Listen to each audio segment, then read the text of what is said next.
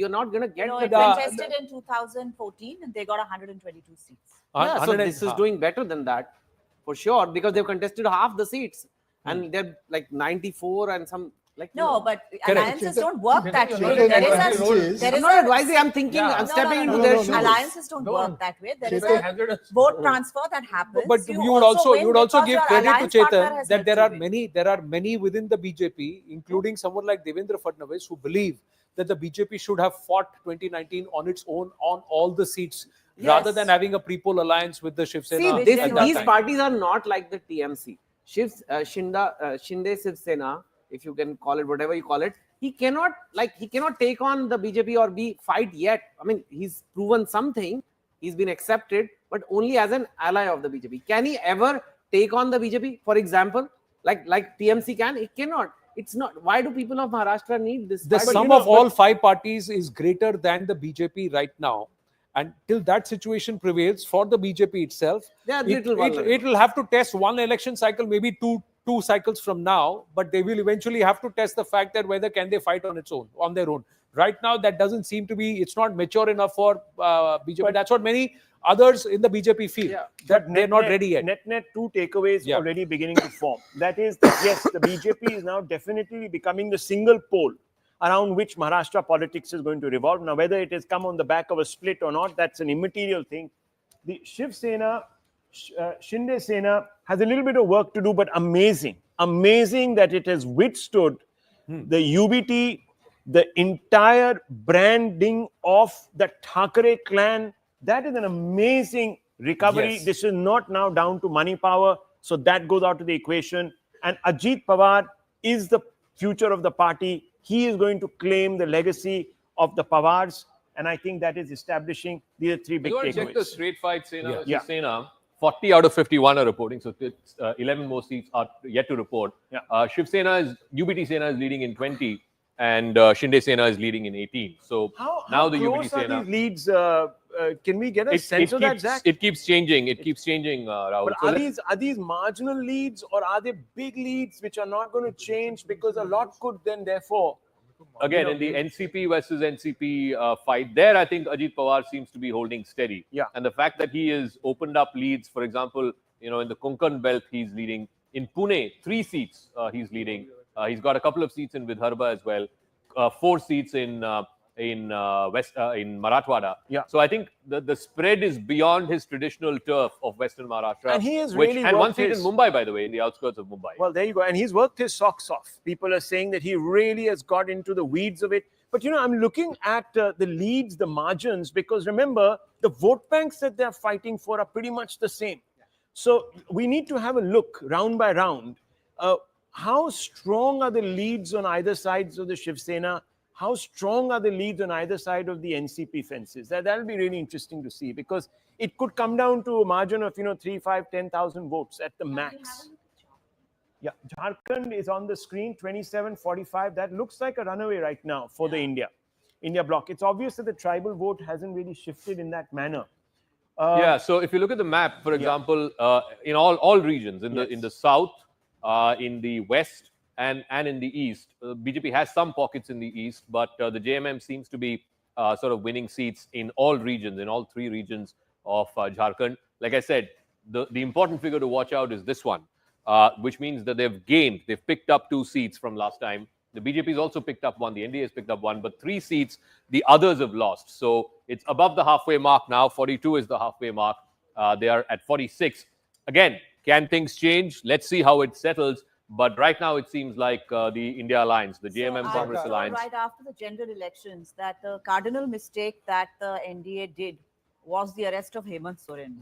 Because among tribal society, tribals are extremely marginalized communities, and the state is an oppressor. All right. So, and the most powerful form of the oppressive state is the police. So you have a chief minister who's come out from the tribal community being hauled off to prison. That had a very, very negative impact. And Kalpana Soren has actually emerged as a very strong campaigner. She's done pretty well. I want to add a complexity to the Jharkhand discussion, which is this, that absolutely agree with you, Nistula, and it's clearly the India Alliance is ahead. You look at the vote share numbers, and that tells you a different story. BJP is by far the single largest party in Jharkhand right now by vote share, 31.2%.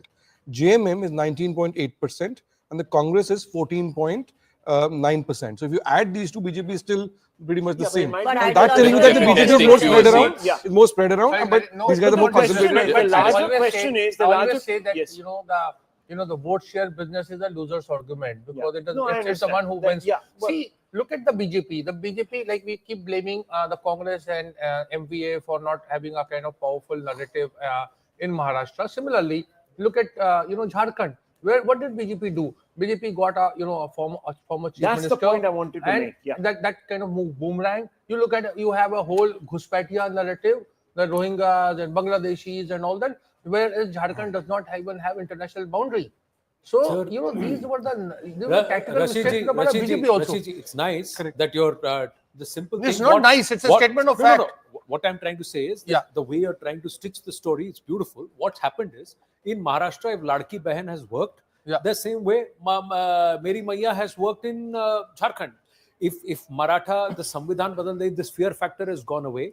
In Jharkhand, the Adivasi Asmita, the fact that there will not be an Adivasi chief minister and an Adivasi was put in jail, this narrative has worked for the JMM cause. These two factors, one of the factors is very common. And The let's also- Ladki you're right. Behan- Worli is now reporting. Okay. Worli is reporting, and I can report to you that Aaditya Thackeray there is leading in Worli against Milind Deora. But early days yet. There are multiple Just coming rounds back left to The Jharkhand. BJP has just crossed its projected 95 There it as is. Rohit Chandrakar 96. Yeah. Just a very quick point that I want to build on that Anand was making. We shouldn't just write off the BJP in Jharkhand. Let's have a look at actually the tribal vote. Has it actually increased its presence in the tribal seats? Has it increased its vote share in those tribal seats? Vote share is a loser's argument. No, it's not about that, sir. It tells you that it's not as if the tribals have completely rejected the So arguments of the BJP. in the tribal seats Yeah. in Jharkhand, 26 are reporting. Yeah. India Alliance is leading in 22. Yeah, NDA that's leading only in 4, but gains of 2. The games of two, And that tribal seats also, if you were to break it down, the Yes. JMM will be leading in more. yeah. The other thing is, Rahul, similar to how more women have voted in Maharashtra, Jharkhand has seen an unprecedented upsurge in the women vote, yes. where the BJP says it is coming, but clearly it's the benefit. It's the Meri Maiya And they didn't aspect have which is a working in tribal there. Again, leader. if you look at the more women in Jharkhand, 22 to the India Alliance There you go. That's and the 5 difference. to the You're right. NDA. So also the BJP needs to find its own tribal leader to project that sort of comes up through the ranks rather than this No, business. of Babulal constant- Babulal Marandi was appointed that the Pradesh BJP chief soon after 2014 elections. Yeah. And he's been there. 2019 elections. He's been there for a while. But the perception is that because you brought Raghubar Das That's right.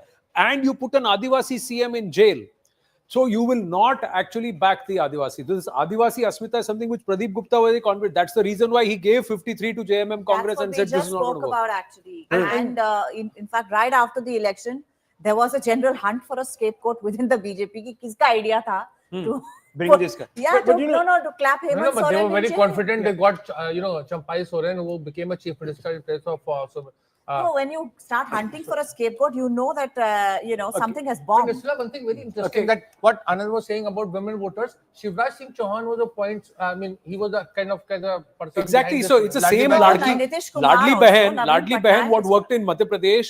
Ladki Behan is working in Maharashtra, and Meri Maiya And is Shivraj working Singh in Chauhan was Jharkhand. in So- charge of Jharkhand. Yeah, every But- woman in India is soon getting money. But the scheme I was think brought by that's the a given Mukhyamantri, now. and That's whoever what delivers the exactly. benefit first Maybe. gets the Yeah, that's the advantage. That's point. what's right. It's right. We all have women in Live the result house. hub, Chetan, and to our guests in studio going across to the live result hub. Yes, Avantika.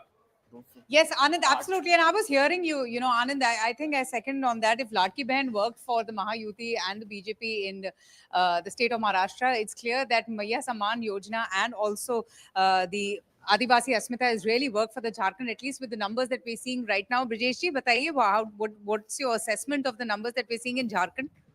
I think if you compare it from Maharashtra, then I believe that at both places, the original scheme has given the benefit to the ruling party. For example, in Jharkhand, the scheme particularly for the ladies, it was launched by the Hemant Soren government. it got an improvisation from the BJP. But then again, Hemant Soren government it increased the amount just before the. But only he's leading. Otherwise, all the other Sorens, they're trailing. Most of them. Yeah, it's in the family. But if you look at the overall figure, then it's a very impressive figure for the India Alliance. They are at 50 in the trends. And if you look at the NDA is at 24. Last time, BJP itself, it won 25 seats. So if you compare the 2019 with this current 2024 assembly elections counting, then obviously India Alliance is in a very impressive position as far as the current trends. Rahul Shankar also raised a very important point Yes. about the BJP trying to make its impact amongst the tribals. Do you see that has worked? Have they been able to do that? If you look at the current figures of 25 in Jharkhand, where the NDA is leading, then in the tribal strongholds, for example, if you look at the Kolhan, for example, Champa Ishwar, and he is trailing. But fortunately, in few seats, if you look at the both Jamshedpur seats, BJP is in the leading position. Same way, the Meera Munda, the wife of the Arjun Munda, she is also in the lead condition. So there is a certain change in the some of the areas like Kolhan, where last time BJP was unsuccessful in getting even a single seat. But this time there is some early trends which is showing positive. But in other areas, obviously, the dominance of the JMM is still there. It looks like in the current trends. All right, Anand. So, Anand, Vijayji, thank you so much. Anand, BJP has made those inroads, but the JMM pretty much dominant in the state of Jharkhand. Right. I just want to come back to Maharashtra once again and look at the Mumbai seats. Many seats now are reporting. We talked about Worli, where Aditya Thackeray is leading. In the neighboring seat of Shivdi, SSUBT candidate is leading. In Dharavi, Dr. Jyoti Gaikwad is leading. In Bandra West, the Ashish Shelar is leading there. In Andheri West, the Congress candidate Ashok Jadhav is leading. In Vile Parle, the BJP candidate is leading. In Andheri East, Murji Patel, Kaka from the Shinde Sena is leading.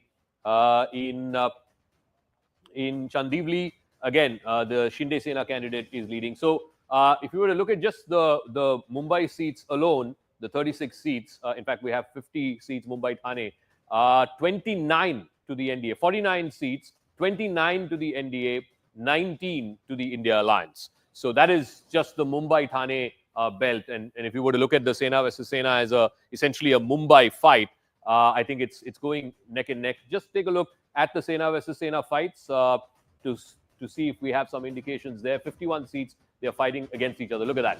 20-20. 42 seats are reporting, 20-20. And also quickly check the Congress versus BJP straight fights, 75 of them. I think 70 odd are reporting there. 72 out of 75 are reporting there. The BJP is running away. It's 45 to the BJP, only 25 to the Congress. It's a single-handed obliteration, it looks like, by the BJP of the India Alliance. This is one party. I mean, it's like Sehwag batting in Maharashtra. In fact, the BJP is just one short of 100 now. This is just a remarkable turnaround of fortunes. I mean, look at from where the BJP has come to in 5 months in Maharashtra. Yeah. And this will go down as an epic comeback, actually. Epic comeback. This is built not just on, your bravery or whatever you want to call it. This is built on serious mobilization of various different stratas of society. This is going to be one of those rainbow coalitions that the BJP stitched together. Unfortunately for it, the Muslim vote hasn't come through. It's got polarized in the other direction. But Rohit Chandrakar, what do you make of it?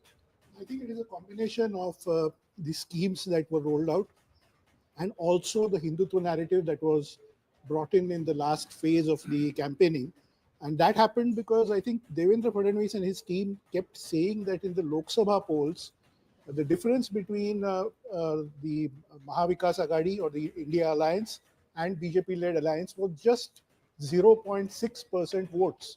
And for him, it was a very serious thing that he lost place like Dhule or other places just because of certain community going away from BJP over the Samvidhan Khatre Mein Hai narrative. BJP is hit 100. BJP is hit 100. 268. 20 seats, 20 leads have not yet been declared.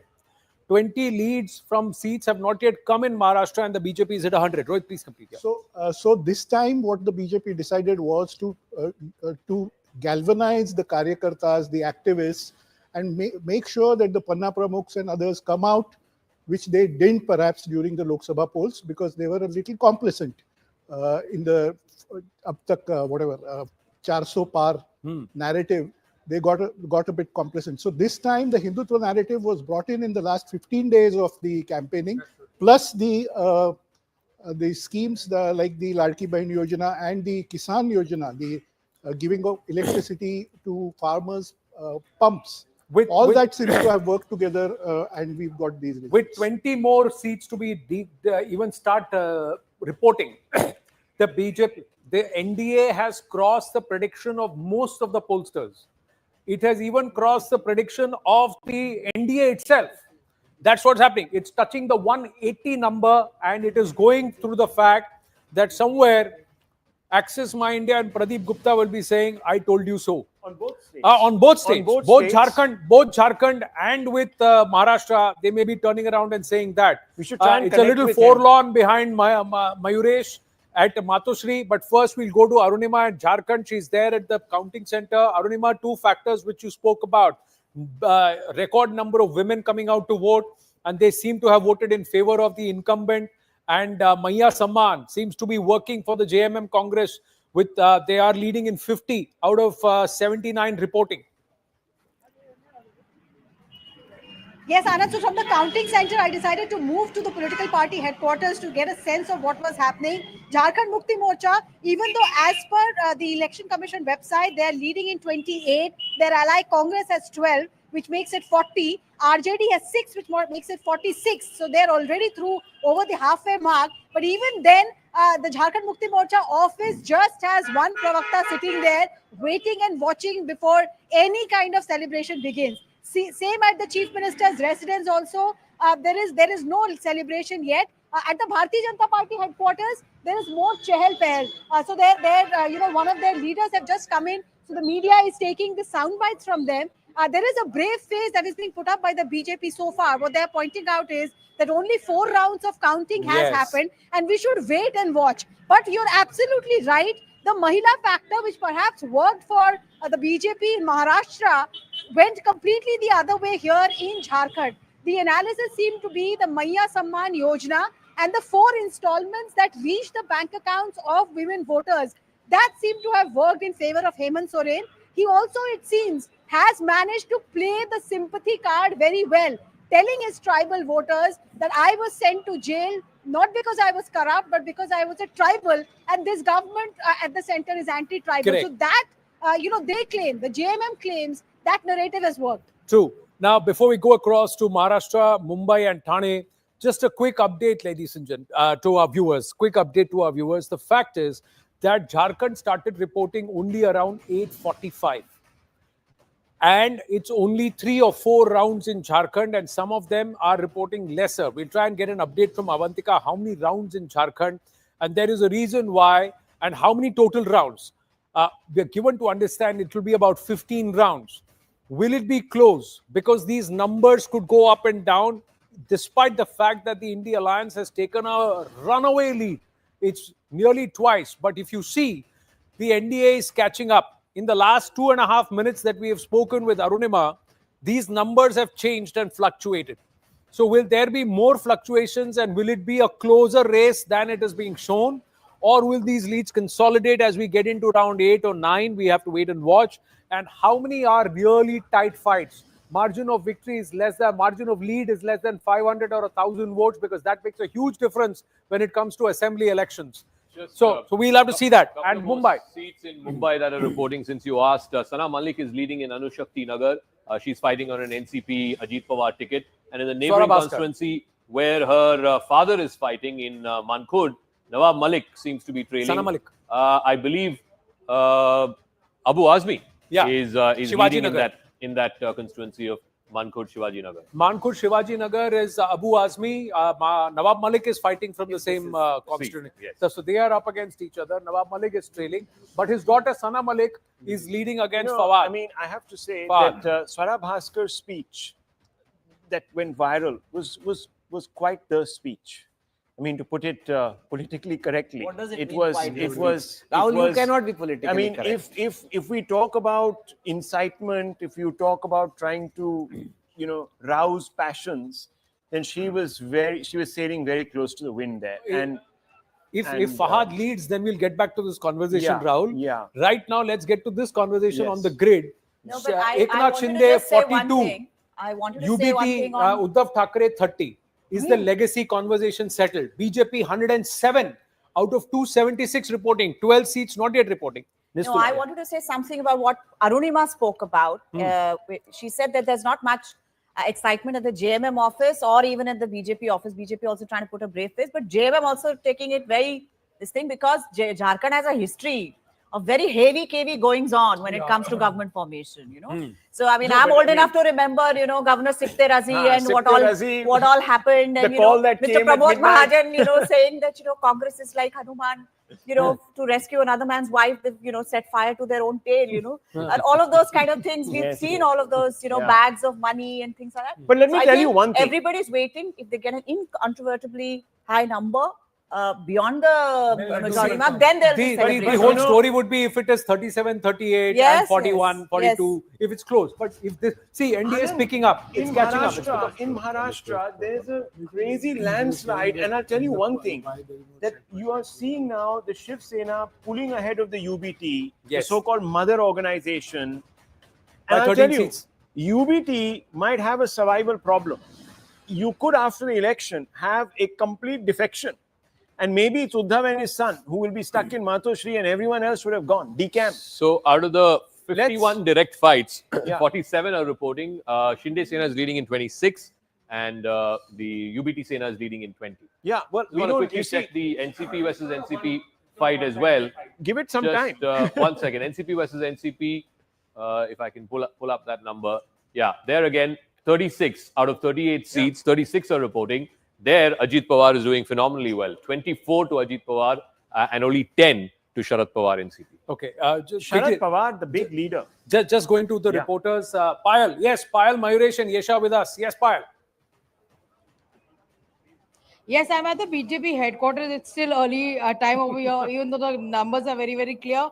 But it's good. The leaders are going to come here only around 11 o'clock because I'm sure most of them are contesting elections, Anand, and they'll be more busy in their own counting centers. But not really a surprise as far as the BJP Karyakartas, as far as the BJP workers are concerned, because they were very, very buoyant with the multiple factors. They were buoyant because of the kind of work that has been done by the government of the day. They were buoyant because, you know, the kind of support base and the mass base that they've been able to have. And Devendra Fadnavis, you know, Anand comes out again as one of the biggest stars that the BJP could have, you know, hoped for. And he speaks at a time when the BJP needed it the most as well, because multiple people had written him off, multiple people had cast aspersions on his future, given the fact that the Lok Sabha results weren't the way BJP really wanted as well. So that's something which they, of course, will be speaking about. And with her, the region that he comes from is going to be extremely important. And not to forget that 72 rallies was what Nitin Gadkari did in the assembly elections. 8 he addressed through video conferencing. Those two leaders, of course, come from the same region, that is the Vidarbha region. And they're very, very hopeful that, you know, the trends will continue. They're very hopeful that, you know, and, you know, the happiest over here, and I was talking to a lot of ground reports, Anand, the happiest are the reporters on ground who don't have to go to any resort or don't have to stand outside any hotels. The conversation that was happening over here is that यहाँ पे town में BJP को suit करेगा क्योंकि यहाँ पे hotels ठीक है, अगर उधर सबर्ब्स की तरफ गए तो उधर बहुत शिवसेना का इम्पैक्ट है, तो और चौकसी रखना पड़ेगी. So that's the kind of conversation that people have been having. But for one, everybody seems to be happy, at least on this side. Resort politics may not have to resort to resort politics, is what you're saying, Payal. But phenomenal victory this. Yes, nobody can take credit away from Devendra Fadnavis, Nitin Gadkari, Eknath Shinde, Ajit Pawar, and the entire team that's come together post 4th of June to work together. Very, very able leaders and able administrators. Keep an eye on Jharkhand even as we talk Maharashtra to our viewers, because the numbers are changing there. As the rounds increase, there may be a shift, and that could perhaps change the story in Jharkhand. Mayuresh, quite forlorn behind you at Matoshri. Exactly, Anand, I'll just show the visuals. There is complete silence outside Matoshri. Hardly few media people over here or journalists from the TV are here, because the trends which are coming are really not good, or we can say in favor of Shiv Sena UBT. The official website shows on 19 places they are leading. And this was not basically expected. The Shiv Sena was not expecting this. So certainly it is a kind of disappointment from Shiv Sena UPT, who was hoping to come back to the power. As we show in early in the morning, the way posters were put outside the Matoshri, just 100 meters away from the Matoshri. But as of now, it's 10:30. Not a single Karyakarta, not a single leader which has come to Matoshri. And usually this is not the scenario if Shiv Sena is leading on good numbers or having a good number. So 19 seats, leading on 19 seats. Certainly, it's a big disappointment for Shiv Sena as compared to the Shiv Sena Eknath Shinde camp, who are leading on the 56 seats. Well, I'm reminded of Kishore Kumar's song which says, "Ye kya hua, kaise hua, kab hua, kyun hua," and will they eventually say, "Chodo ye na socho." Yesha Kotak is in Thane. 287 out of 288 seats reporting. Eknath Shinde's Shiv Sena, the Dhanush Ban, leading in 48 compared to Ubata's 30. Big statement for Eknath Shinde. Absolutely, Anand, and this was something that he had spoken about time and again, saying that the voter base was with him, the voter share was with him, and he always claimed that he is the one who has that legacy. Now, let's recollect that when both the parties, be it the UPT or the Shiv Sena of Eknath Shinde, for that matter, NCP and the NCP of Sharad Pawar, they had both claimed it's an ideological battle. Particularly here, for Eknath Shinde, it was more of an ideological battle because he was pitted against Kedar Dege. The fact that Eknath Shinde claimed he had legacy of Anand Dighe and that of Balasaheb Thackeray as well. Now here, with the kind of lead that he has, he's making a strong statement for UPT, particularly because here it clearly shows that he has a legacy of Dighe, despite the fact that Dighe's nephew is with Shiv Sena UPT. And on the other hand, here, with the kind of voters that have supported the Shiv Sena, that's of Eknath Shinde, again a statement is made that he is the one who carries the legacy of the Shiv Sena. But yes, as of now, of course, there's no celebration outside the CM's bungalow because they will all wait. They will all wait. A late riser, he begin his day late. Yes. No, they will all wait and they will all come out together. It'll all happen. They will all come out together. It'll be coordinated with the respect to the NDA. Devendra, Fadnavis, Eknath Shinde, Ajit Pawar will all be coming out at their respective constituencies or wherever they are, and they will come out and speak together and they will try and speak in one voice. That's what is expected, even as the NDA is inching towards the 200 mark. 287 out of 288 seats are reporting. Nalin Mehta, your point. Yeah. Firstly, Amit Malviya just tweeted just a BJP comment on the Shiv Sena saying, as things stand now, Uddhav Thackeray faction stands at number 6 among the 6 parties contesting in Maharashtra. From being in the pole position in partnership with the BJP, this is where an inflated ego and abusive mindset has taken Uddhav Thackeray's party in politics too. Now, this point about this being some sort of a scrappy election that was going to go nukkad to nukkad, I'm sorry, that's gone out of the window. This is an absolute affirmation for the BJP in Maharashtra. They won on their symbol, the power of what they claim was their vote. And finally, also an ideological election. Can I ask you a question now? Can I ask you a question, a larger question? Is Mr. Shinde going to be CM or is it going to be now BJP CM? I think if you look at that number... We will get to that. We will. Eknath Shinde will make a strong point. Depends upon what the BJP wants. Jarange Patil, gone. Look at the reputations that are biting the dust. He's talking about, because obviously there's a bit of a needle there. But Thackeray's surname in the doldrums. Pawar Senior, who I always have thought, and please forgive me, Rohitji, I've always thought was an overinflated leader. Sanjay Raut is speaking. He said, we don't accept this. बाद में बात करेंगे ना, क्यों नहीं करेंगे? पैसा तो ऐसा है कि हर चुनाव क्षेत्र में नोटों की मशीन लगाई थी। अरे शिंदे का एक भी उम्मीदवार सिटिंग एमएलए गिरता नहीं, और शिंदे ये बोल रहे थे हमारा एक भी सिटिंग विधायक गिरेगा नहीं। आपको मालूम होगा तो मैं इस्तीफा दूंगा। ऐसा होता है क्या चुनाव में कभी? हमारा एक भी नहीं गिरेगा। ये कौन सा भरोसा है? ये कौन सी है? ये कौन सा लोकतंत्र है? 200 के ऊपर किसी को चुनाव में नतीजे मिलते हैं क्या? जिस देश में, जिस राज्य में सबसे बड़ी बेईमानी हो गई है, इस राज्य की जनता बेईमान नहीं है। ये नतीजे ऐसे दिए आपने कि आपने राज्य को, जनता को बेईमान ठहराया है। इस राज्य की जनता बेईमान नहीं है। जो नतीजे आ रहे हो महा विकास आघाड़ी को कबूल है नहीं, आगे की क्या भूमिका रहेगी? नतीजे कबूल नहीं है। मैं मानता हूं जनता को भी नतीजे कबूल नहीं है। जनता को भी, ये जनता का निर्णय नहीं हो सकता है। मैं बार बार बोल रहा हूं और मुझे बार बार आप वही सवाल पूछ रहे हैं। लेकिन जो महाविकास आघाड़ी के कुल आंकड़े दिखाई दे रहे हैं, कुल संख्या दिखाई दे रहे हैं, उससे ज्यादा शिंदे गुट के कैसा हो सकता है? आप अपने मन को पूछे, आप पत्रकार है, आप अपने मन को पूछे, क्या महाराष्ट्र में संभव है? आप अपने मन को पूछे कि महाराष्ट्र में शिंदे को 60 सीटें मिलती है, संभव है क्या ये? अजीत पवार को 40 सीटें मिलती है, क्या ये संभव है?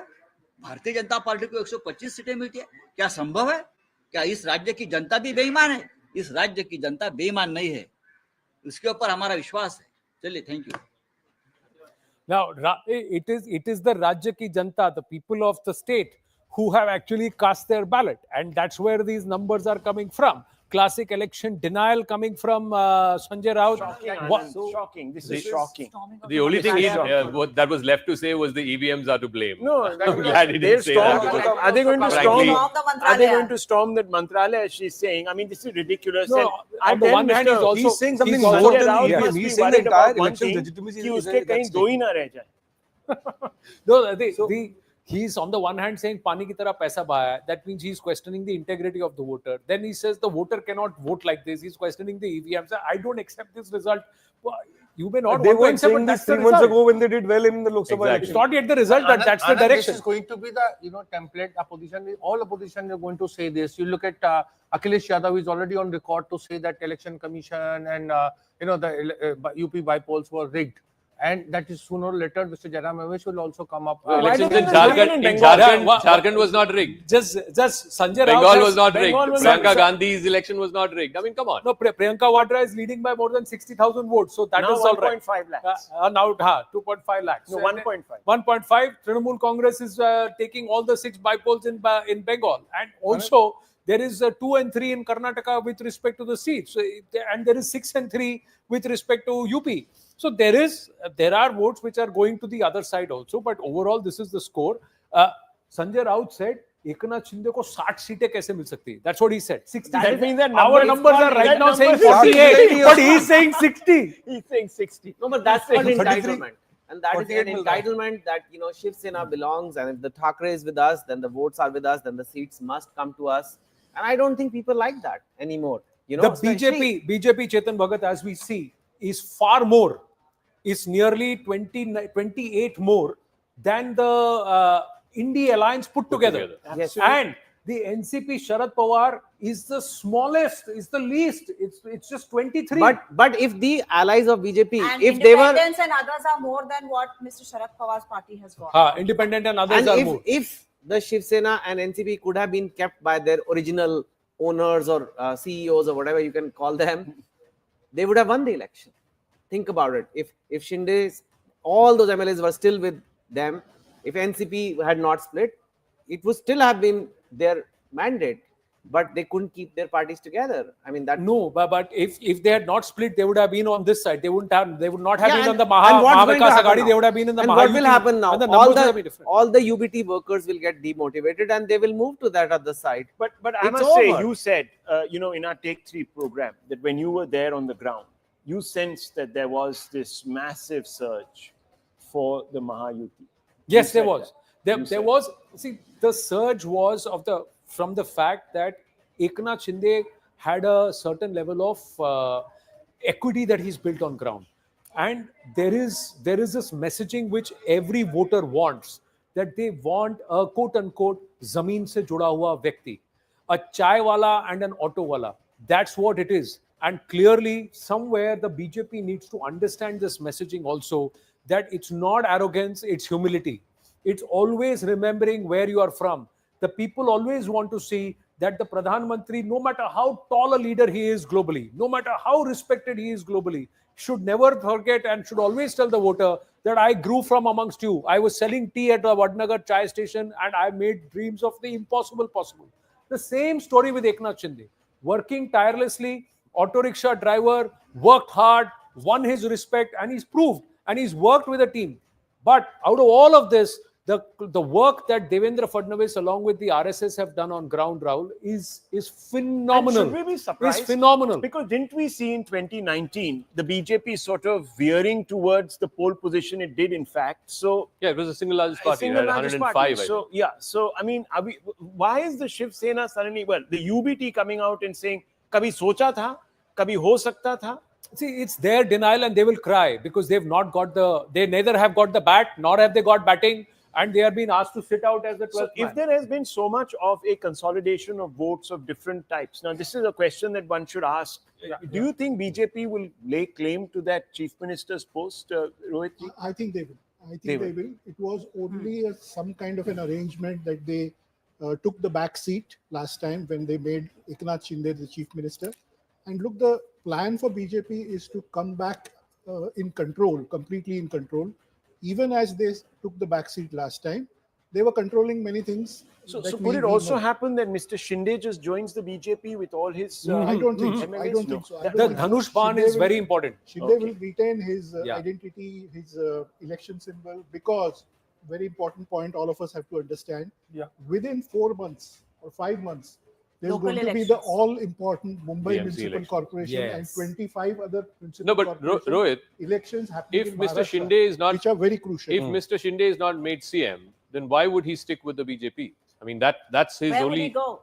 No, see. Well, if he's not made CM, then why would he stick with the BJP? He would want to be the chief minister. Any leader wants Of to course, be the chief minister. especially once you've already been.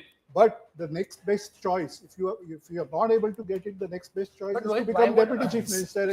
So you'll see a role reversal, Fadnavis becoming chief minister and Shinde becoming but deputy one chief thing minister. we have to understand that between Devendra Fadnavis, Eknath Shinde and Ajit Pawar, the Mahayuti has 3 very, very strong, hard-working, able administrators who have shown that despite having certain differences, they can work together and they can iron out. There is not a tussle of who controls which bureaucracy, etc., which was seen when the Maha Vikas Aghadi was there, where the NCP, Congress and the Ubata were busy transferring their bureaucrats because they wanted the control, etc. The other thing is the larger question, along with who becomes the CM, is the economy question. Maharashtra was on the cusp of becoming the first 1 trillion economy in our country, and it was going to set the benchmark. What does this do to the Viksit Bharat story? What does this do to the BJP and the NDA, the central government's plans with respect to the Vadhavan port, with respect to the bullet train, with respect to connecting the defense corridors, with respect to connecting all the industrial hubs to the ports, and thereby with the India-Middle East economic corridor? There's a huge, big map which is now going to unfold. Just one point, Anand. I think all the economic policies will continue. Dharavi redevelopment will continue. All the Vadhavan port and other things will continue, and that's a big, positive signal for markets or anybody else. I don't think the BJP, if they're close to 100, and that's what we can now see, if they're going to have 100 MLAs in the House, there's no way they'll give away the chief minister's position to alliance partner this time. There's no way about that. I mean, I'm sure that it will be a BJP chief minister, chief minister's seat. That would be a little unfair to Mr. Eknath Shinde, because after all, here is a man, a captain. A captain may not have scored a century, but he has led, the alliance to victory and, executed all those plans, or that Ladli Behna Yojana, etc. All those things. How do you deny him that? BJP would sound very, cruel in that. True. And if there is a municipal elections in Mumbai, it's going to create more problems. But Eknath Shinde and Uddhav Thackeray will not be part of Maha Vikas Aghadi. And Ajit Pawar and Sharad Pawar may come, but Ajit Pawar plus Sharad Pawar does not add up to 145. Yeah. So within the BJP, there was outside of the BJP, there was a lot of talk about how Devendra Fadnavis had become a kind of a hate figure because of the Maratha agitation, him being a Brahmin and this Peshwai narrative that was set. But within the BJP, there was a lot of push for him. And if you travel to the elections, the BJP posters had him very prominently, along with Prime Minister Narendra Modi. So that signaling kept on going on through the election, that he's our guy and we are not giving up on him, So if after let's also not forget that he's the one guy who lasted full 5 years. And there was a huge transformation in Maharashtra that happened. The internal politics aside, he may have also set certain challengers within the BJP, put them in place, etc. And also, he was in pole position to be the chief minister again, had Uddhav Thackeray not walked out. This is very similar to the national level where the BJP is in an NDA alliance. There are 2 allies. If you want the answer to that question, the number would be BJP plus NCP, where they end up. If that is above the majority, Mr. Shinde will not be treated as nicely as he would have liked. And if BJP, I think so. And the Maratha factor is still a big. It is still there. No, But if the I was BJP just needs plotting only that on the one, wall. if the On the BJP Maratha needs only seats, one ally, then there is a BJP CM. On the See, Maratha I seats, see one of the contenders, Raj- either Mr. Eknath Shinde or Mr. Devendra Fadnavis, making it to the union cabinet. That is going possible. to be a Okay, but on the Maratha seats, about the 89 seats, the NDA has got 65. The India Alliance only 20. And You cannot break up, alienate. break up that. BJP has 34, Shinde Sena has 15, NCP has 14. And this is can't alienate the Marathwada, Marathas. Western Maharashtra, Northern Maharashtra. So this whole Jarange Patil factor has been completely negated in this election. Pallavi was right there where she Can I said just that make the a Here is Jarange an Patil observation. factor is Can I make a point here? Yeah, of course. To add to on the leaderboard of the social metrics of the election, Zaka just made the important point on the Maratha vote. Look at 5 other categories. OBC vote in the Kunbi areas, NDA is ahead 23-7. In the seats where women are more than men, NDA is ahead 27-13. In the seats which are Dalit dominant, 19-10. In the seats where there are direct BJP Congress contests, NDA is ahead, BJP is ahead 49-23. And in the seats where the Congress was ahead in the Lok Sabha election, the count right now is 34-27 in favor of the BJP. So on every single I just want to make one small point. BJP is I put think it out of this the park. verdict in Maharashtra, to sum it up. BJP has gone on another tangent also. News just Okay, coming. there's big breaking news coming in. Obviously, that was bound to happen because why? And that leads on to the point. That's because the Congress did not run a positive campaign. And I think voters are beginning to now, at least at the state level, worry about parties that are not giving them a vision. Look at the vision that the Congress offered, that all your jobs are going to Gujarat. Modani is ruling Maharashtra. Everything is going to Gujarat. The Marathi Manus is losing out. This is a consistent thread. Muslims are losing out. And of course, the Marathas are nowhere. This is what was said. Today, that divisive campaign. See, Congress, Soros can't help Congress and Rahul with respect to Maharashtra. So did Soros help Congress and Rahul in Jharkhand? Sometimes this hyperbole from the BJP also needs to be questioned. Fact is, what worked for the JMM and Congress in Jharkhand or did not work for the BJP? Clearly, it is domestic politics. To a certain extent, international narratives, you may say that there is a Soros. There must be some. No, because they know they have to say this because they've won and Parliament is going to open, and you know this entire session is going to be about what. So they are just preparing About what? about all this Soros and who this. But what has happened to Aurangabad? Aurangabad, last last time I checked, the 3 seats, all 3 are with the India Alliance. So what about Sena some of the UBT leading big in 2 clashes? and Congress leading in 1. What about some of the big clashes, the Worli clash? So It'll be really Worli, last I unfortunate. checked, Aditya Thackeray was leading, yes. Aditya Thackeray is still leading in Worli. Look, here it is. The Congress is saying it's a EVM's victory. In the neighboring constituency of Mahim, it is again the Sena UBT candidate Mahesh Sawant who's leading there. So if you look at the Bombay seat, Rashid bhai, you were absolutely right. You said that EVMs were going to be blamed. Mumbai and Thane, 54 seats. The NDA is ahead in 32, and the India Alliance only in 21. So clearly, even in the Bombay fights, Mumbai Thane, you have to. One has to give Eknath Shinde and the Shiv Sena there the credit for this performance, along with the BJP. And somewhere the BJP and Eknath Shinde seem to have are working together. In the Lok Sabha, it was seen that there was friction. And it also looks at, if you look at the Ajit Pawar story, that this combination seems to have worked even for Ajit Pawar. But are we taking away a little bit from the Fadnavis factor, from the RSS factor? This, after all, yes, of course, there's a knock-on that has come from Mr. Shinde. But clearly, if the BJP is now coursing towards the 120 mark, I suppose the BJP will feel entitled to say that this is as much as a victory of our own making, as it is obviously of the shoulders that were lent to our charge. So Amit Malviya is the one taking the jibe, or the Soros jibe. Yeah, well, I think Amit Malviya, they might be stretching the point, but the fact is that the BJP itself, is today teetering on the verge of, probably forming this government with some others. No, the other thing is, look at this, can't be fair with EVMs. Congress is saying with respect to Maharashtra. So the EVMs are fair in Jharkhand. I know. This is bizarre. This is again that kind of, politics where, I don't know, they hold on to the constitution, but they seem to not believe in it in spirit and letter. You cannot sound like anarchists by suggesting this. What is the aim? And this cannot be a story only when you lose. Exactly. And it's everything is fair when you win. What are your thoughts on this, Nistula, Chaitanya? I have always held that it's a very, very unfortunate sort of a situation, a comment to make. I don't hold water with it. It's been examined. Supreme Court has pronounced on it. And when are we going to move on? And although the people of this country, I have seen that the Bechara factor works very well. People do give you sympathy and emotion and do support you if they feel that your back is to the wall. But they do want somebody who will be there, who's a fighter, you know. And if you're constantly saying that, you know, हमारे तो औजार ही खराब है, मैं bat लेके मैं घर जा रहा हूँ because you gave me out, that doesn't work then beyond a point. And they say, okay, you sit in one corner and we will give the vote to Then whoever there should we be feel election like. denial with Jharkhand also. If the Sure, Congress sure. is in denial or the India Alliance is in denial with Maharashtra, they should deny the Jharkhand elections also. Yeah, Chaitanya. I think this rhetoric is fine, but the Congress needs, they had a momentum after the Lok Sabha election. They had made some gains. We had a Rahul Gandhi who had come with more gusto, and people rightly so said, let's see some more data points.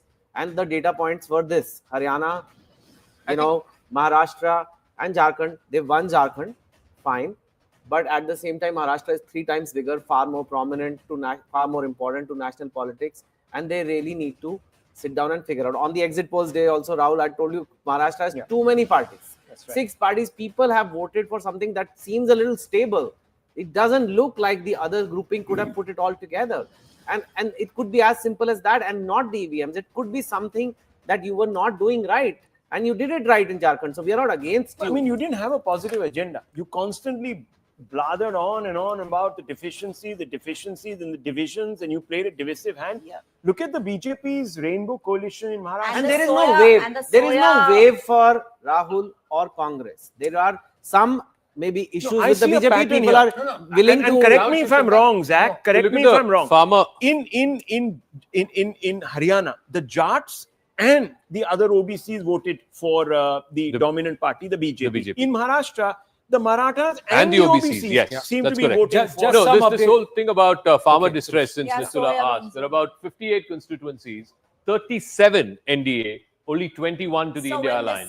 So when this soybean bonus was announced, I spoke to some backroom people of the Congress, and they kept saying that, you know, we wanted this announcement to come a little early on in the campaign so that at least people would get to know that this is what our promise is. They announced it like some 3-4 days before polling day. So how does that help? Of the 37, BJP is leading in 22. Wow. NDA just 3 short of 200 now. NDA 3 short of 200, BJP at 110. News from UP by-polls, BJP has surged to a lead in Moradabad. That's supposed to be the SP bastion. It's Moradabad. I'm just going to check how many leads out of the 9, who's leading who. Is it 6-3 and 7-2? We'll get an update on that. In Palakkad, it's a very, very close fight. News is that the lead is only about 600 odd votes in Palakkad. Priyanka Gandhi Vadra surging ahead in Wayanad by a few lakh votes there. 7-2 in Uttar Pradesh. 7-2 for the NDA. At BJP plus 3.75 lakhs. She needs to at least equal her brother. That's a good point. No, that's a good point. I mean, where have those votes gone? Come on, where have those votes gone? Rahul, comparison is a thief of joy. Joy, you can feel joyful, but if you are not going to see. Modi साहब जीते अपनी seat Varanasi with a reduced margin, तो आप लोगों ने उसको इतना बड़ा स्टोरी बना दिया, front page news. अब मैं कह रहा हूँ कि Priyanka Gandhi, why hasn't she won as many votes as her brother? You are saying now. No, wait till the end. But I'm saying, I was saying something which is very fundamental. That comparison is a thief of joy. No, but what does this mean in Kerala? 1-1-1. Yeah, let's also go to the other by-polls as well. Let's go to our reporters. ये तो एकदम Chinese confusion. Now you become like saying victory and defeat doesn't matter. Shaina NC is with us. Mumba Devi. Shaina NC, first up, maybe a little premature, but so far the trends indicate congratulations are in order for the NDA, for the Mahayuti in Maharashtra.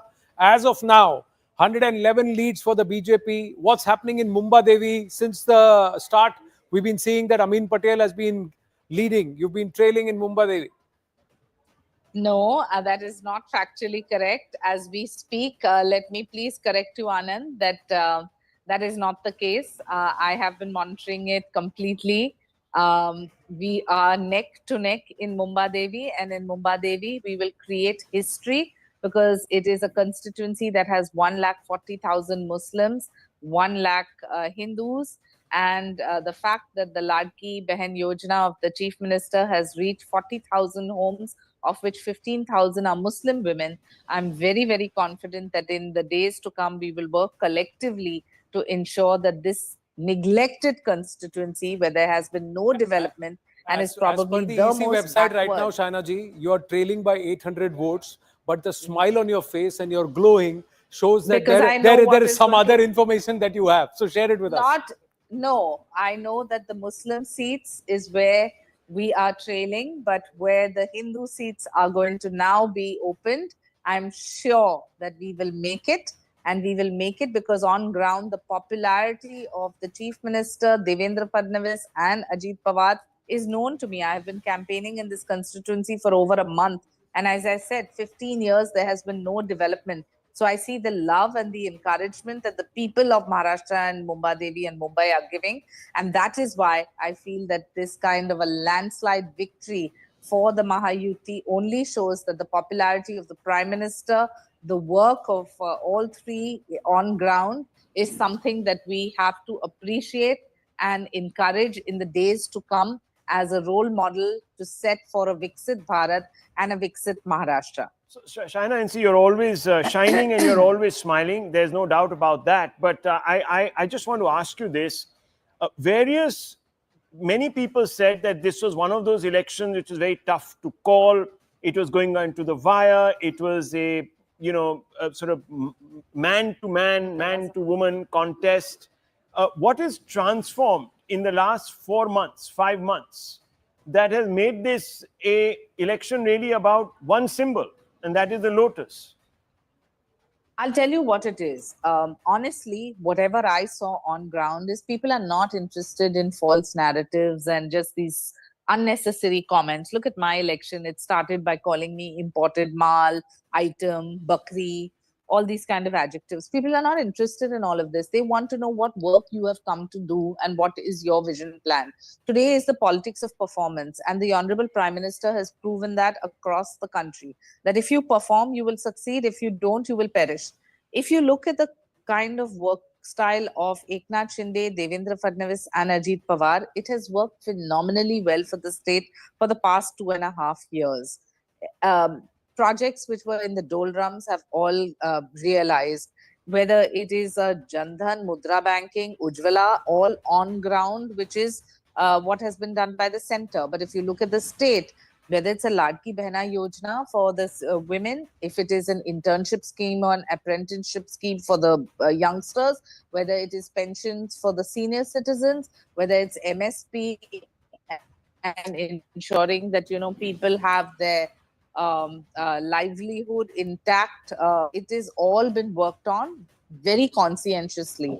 Now, if you look at the refinery, you look at the Dharavi project, the bullet trains, all the opposition has done is just stop. That is not on. We are here to deliver. If these numbers hold, the BJP would have at least 20 more seats, if not more, 25 more seats than the India Alliance combined, the Maha Vikas Aghadi combined.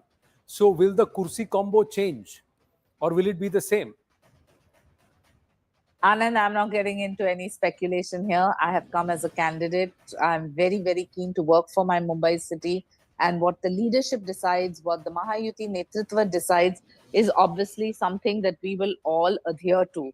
But for those who are only sitting on commentary, my limited piece of advice is that we've spent the whole election only on false narratives and pseudo-secular vote bank politics. I think it's important for all of us to accept and understand that this government is here to stay, and this is not just a hat trick for Maharashtra. This is a hat trick which in the days to come will be a case study on good governance. Well, all the best to you. Once Thank the you.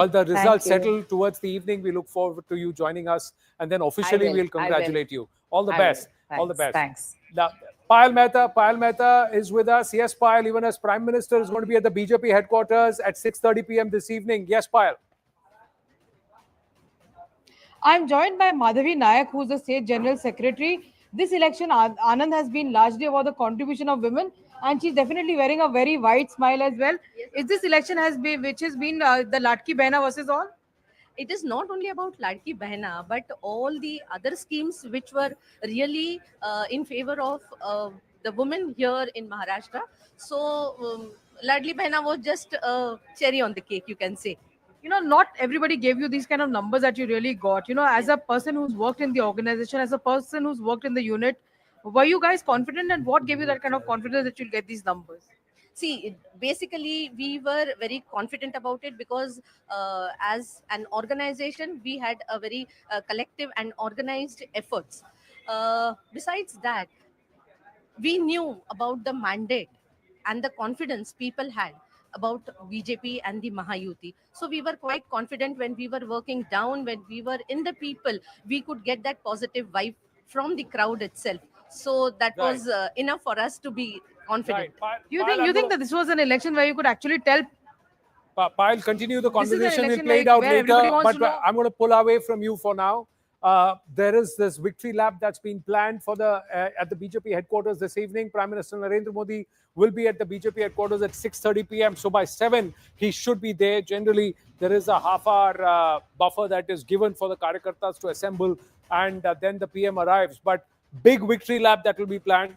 Will Jharkhand be forgotten, or will Maharashtra be the story? Zaka, how is it plotting right now in Maharashtra? All right, so it's 288, all 288 seats are reporting. 197 is what the NDA is at, just 3 short of 200. 145, of course, is the halfway mark.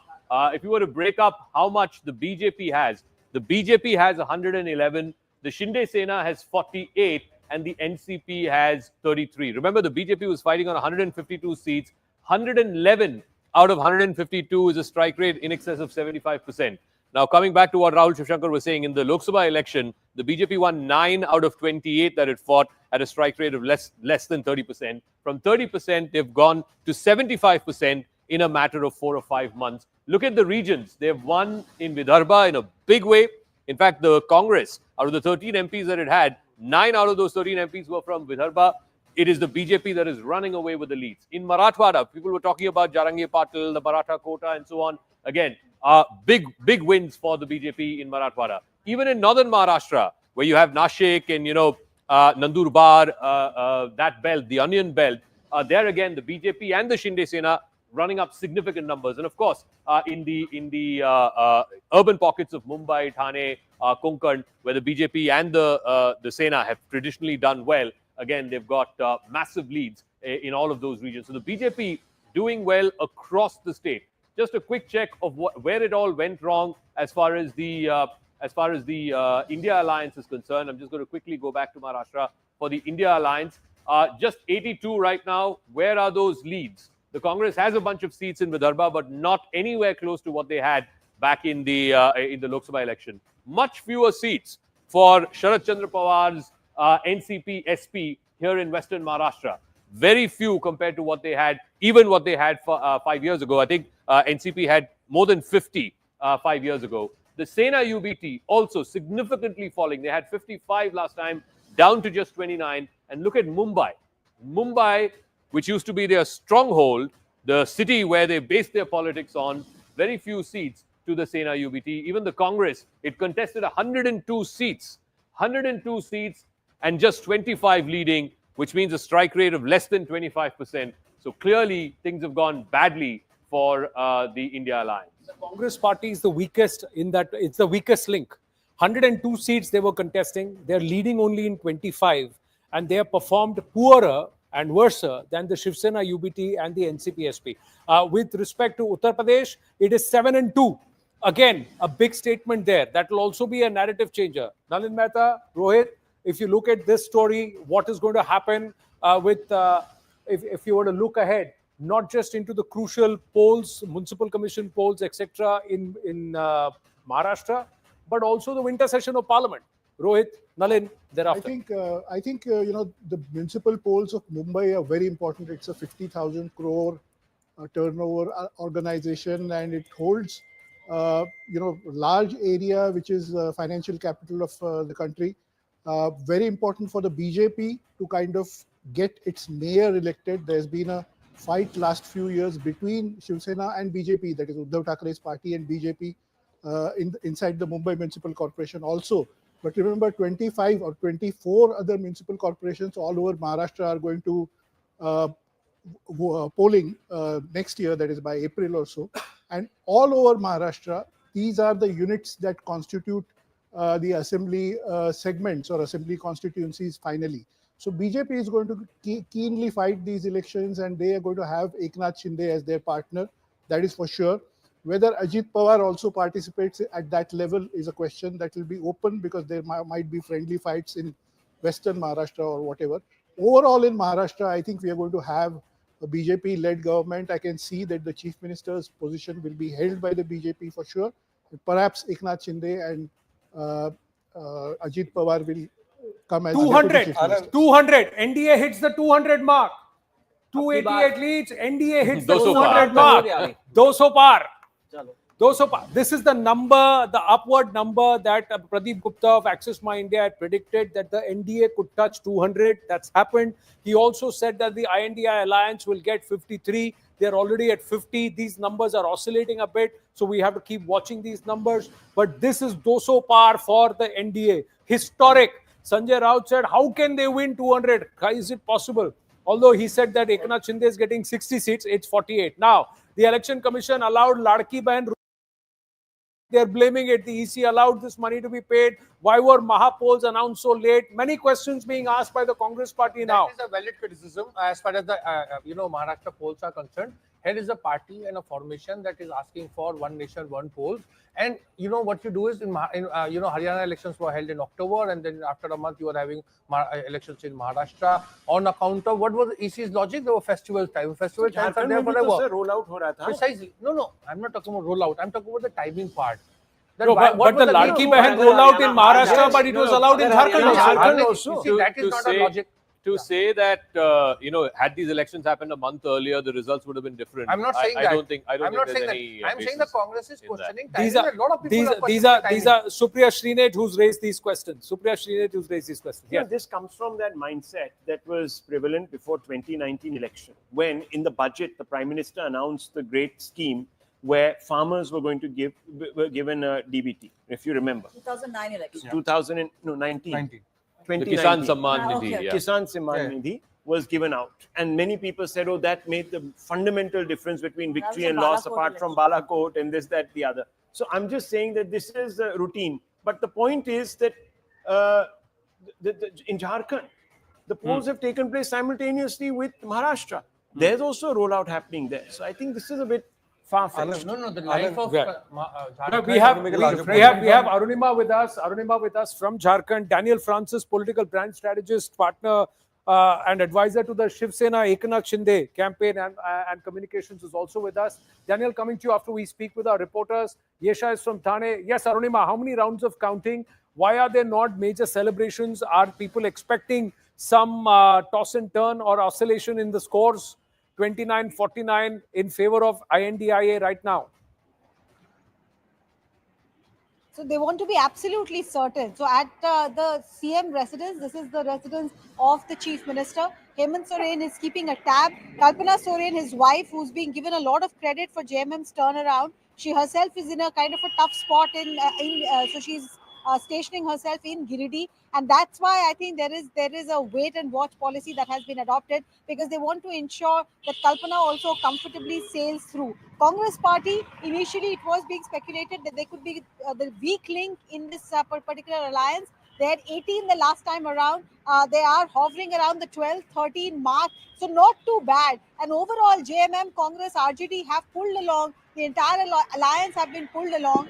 We have been told by the Chief Minister's aides that he would want to be absolutely certain about the numbers before coming out and speaking to the supporters. So even at the Jharkhand Mukti Morcha office, there's not much halchal. You see more people at the BJP office than at the JMM office. As far as rounds are concerned, Hatia, which is next door to Ranchi, that has the maximum number of rounds, more than 20. All the others are, the least is 13. So the average number of rounds will be 16 to 17. And I think we are now closer to the halfway mark for most of these seats. Most people here are now accepting that Jharkhand Mukti Morcha has managed to defeat anti-incumbency? Well, it looks like it's a pro-incumbency mandate so far, although the numbers are oscillating 30 and 48 now. So from 29 to 49, 49, 29, it's 48, 30. BJP now moving away, thanks Arunima, moving away to, or pulling away towards Maharashtra. We'll try and see if we can get Mr. Pradeep Gupta to get a way in on this score of 199, 200. It was 200, it's just become 199, but the numbers are unprecedented. The BJP's lead just went down one seat from 114 to 113. Yesha, will Eknath Shinde take this score of 48 out of 288? They were hoping to win 55, but right now it's 48. Will Eknath Shinde take it? Their score is 20 scores, 20 seats better than UBT. So yes, as of now, when you speak of some seats, there are leads, but of course, the picture will only be clear later in the day. So yes, 48 to 50 is somewhere, of course, Eknath Shinde would take further. Of the 55, yes, possibly they wouldn't get all the 55, but yes, 48 to 50 is something that we see that they are confident about. But as of now, when you speak of the whole mood outside the residence of Chief Minister Eknath Shinde, we in fact show you what it looks like outside the bungalow of Chief Minister Eknath Shinde at Thane. In fact, late last night, he had stepped out from his residence, that in Varsha residence, official residence, which was in Malabar Hill, and he was here. And of course, he's not stepped out until now, but we see supporters of Eknath Shinde have gathered on the streets, waving the Dhanush Ban, waving the flag. And we also heard how Naresh Maske, the MP from Shiv Sena, is confident about the fact that he'll be their leader, who would be CM. Celebrations, fireworks have already started outside the residence of Eknath Shinde. Like you rightly mentioned, we'd expect him to speak only when the other alliance partners step out. But Anand, of course, this to Delhi, in no fact grab shows, for or firecracker ban in Mumbai and Thane. So these firecrackers will go. Yeah, we stay with these visuals. Yesha, is Eknath Shinde expected here anytime? So yes, Eknath Shinde is still inside, but we'd expect him to come out only post 12, because what we were told was Eknath Shinde would step out of his residence post noon. He'd go collect his certificate and then possibly head towards Mumbai. Of course, like you mentioned, Delhi has a cracker ban, but Mumbai and Thane, no cracker ban. No cracker ban. Celebrations in the NDA camp begin. 201. The firecrackers go up even as NDA crosses the 200 mark. 201, 115 for the BJP. So it's pulled more than its weight here in terms of strike rate and conversions. Out of 152 seats, 115 Zaka. It's phenomenal what the BJP has pulled. It's close to 80%. And I just want to show this one seat. It's called Sayan Koliwada, right in the heart of Mumbai. A BJP candidate by name Captain R. Tamil Selvan has won from Sayan Koliwada. For the Shiv Sena, which started its politics against South Indians, against Tamils and lungi-wearing people. I mean, can you imagine in that same city where Uddhav Thackeray resides, a Tamil candidate from Sayan Koliwada under the BJP symbol has won that seat. I just want to run through some of the other prominent Mumbai seats. Of course, in Worli, Aaditya Thackeray is still continuing to lead. There is an independent candidate, Ali Rahim Sheikh, who's leading in Malabar Hill. In Kolaba, of course, Rahul Narvekar is leading. In Mumbai Devi is still reporting that Amin Patel is leading Shaina NC. We'll see how the numbers eventually stack up. In Baikula, Yamini Jadhav is leading. I just mentioned, in Badala, Kalidas Kolmbakar is leading. In Dharavi, interestingly, Dr. Jyoti Gaikwad of the Congress is leading. In the all-important seat of Mahim, it is Mahesh Sawant of the SSUBT who's currently leading. Let's go further up. In Kalina, again, SSUBT is leading. Ashish Shelad leading in Bandra West. In Bandra East, Zishan Siddiqui is trailing. It is Varun Sardesai of the Sena UBT who's leading. In Vile Parle, the BJP candidate there is leading. The Shinde Sena candidate in Chandivli is leading. The Shinde Sena candidate also in Ghatkopar West, Ram Kadam of the BJP is leading. In Kurla, Mangesh Kudlikar of the Shinde Sena is leading. So clearly, if you were to just take a look at Mumbai alone, and I'm just going to quickly run through the 50-odd seats of Mumbai Thane, NDA at 32, India at 21, The BJP out of that 54 is at 20. Out of 32, BJP is at 20, Shinde Sena at 11. It's a phenomenal reversal compared to June, 4th of June and the Lok Sabha, how Mumbai had voted at that time compared to now. Quickly going across to Avantika at the live result hub, 203 is the overall lead for the NDA, 117 to the BJP. No one had predicted this. Phenomenal growth. And also, Jharkhand is changing a bit, 31. So the NDA gets into the 30s. INDIA slips down from 52 to 48. Yes. No, you're right. Absolutely. You know, Anand, you were saying that Maha Vikas Aghadi would be saying, "Ye kya hua?" And I bet Mahayuti would be saying, "Yahan ke hum Sikandar." What a phenomenal comeback. I mean, 203. Just look at the numbers there.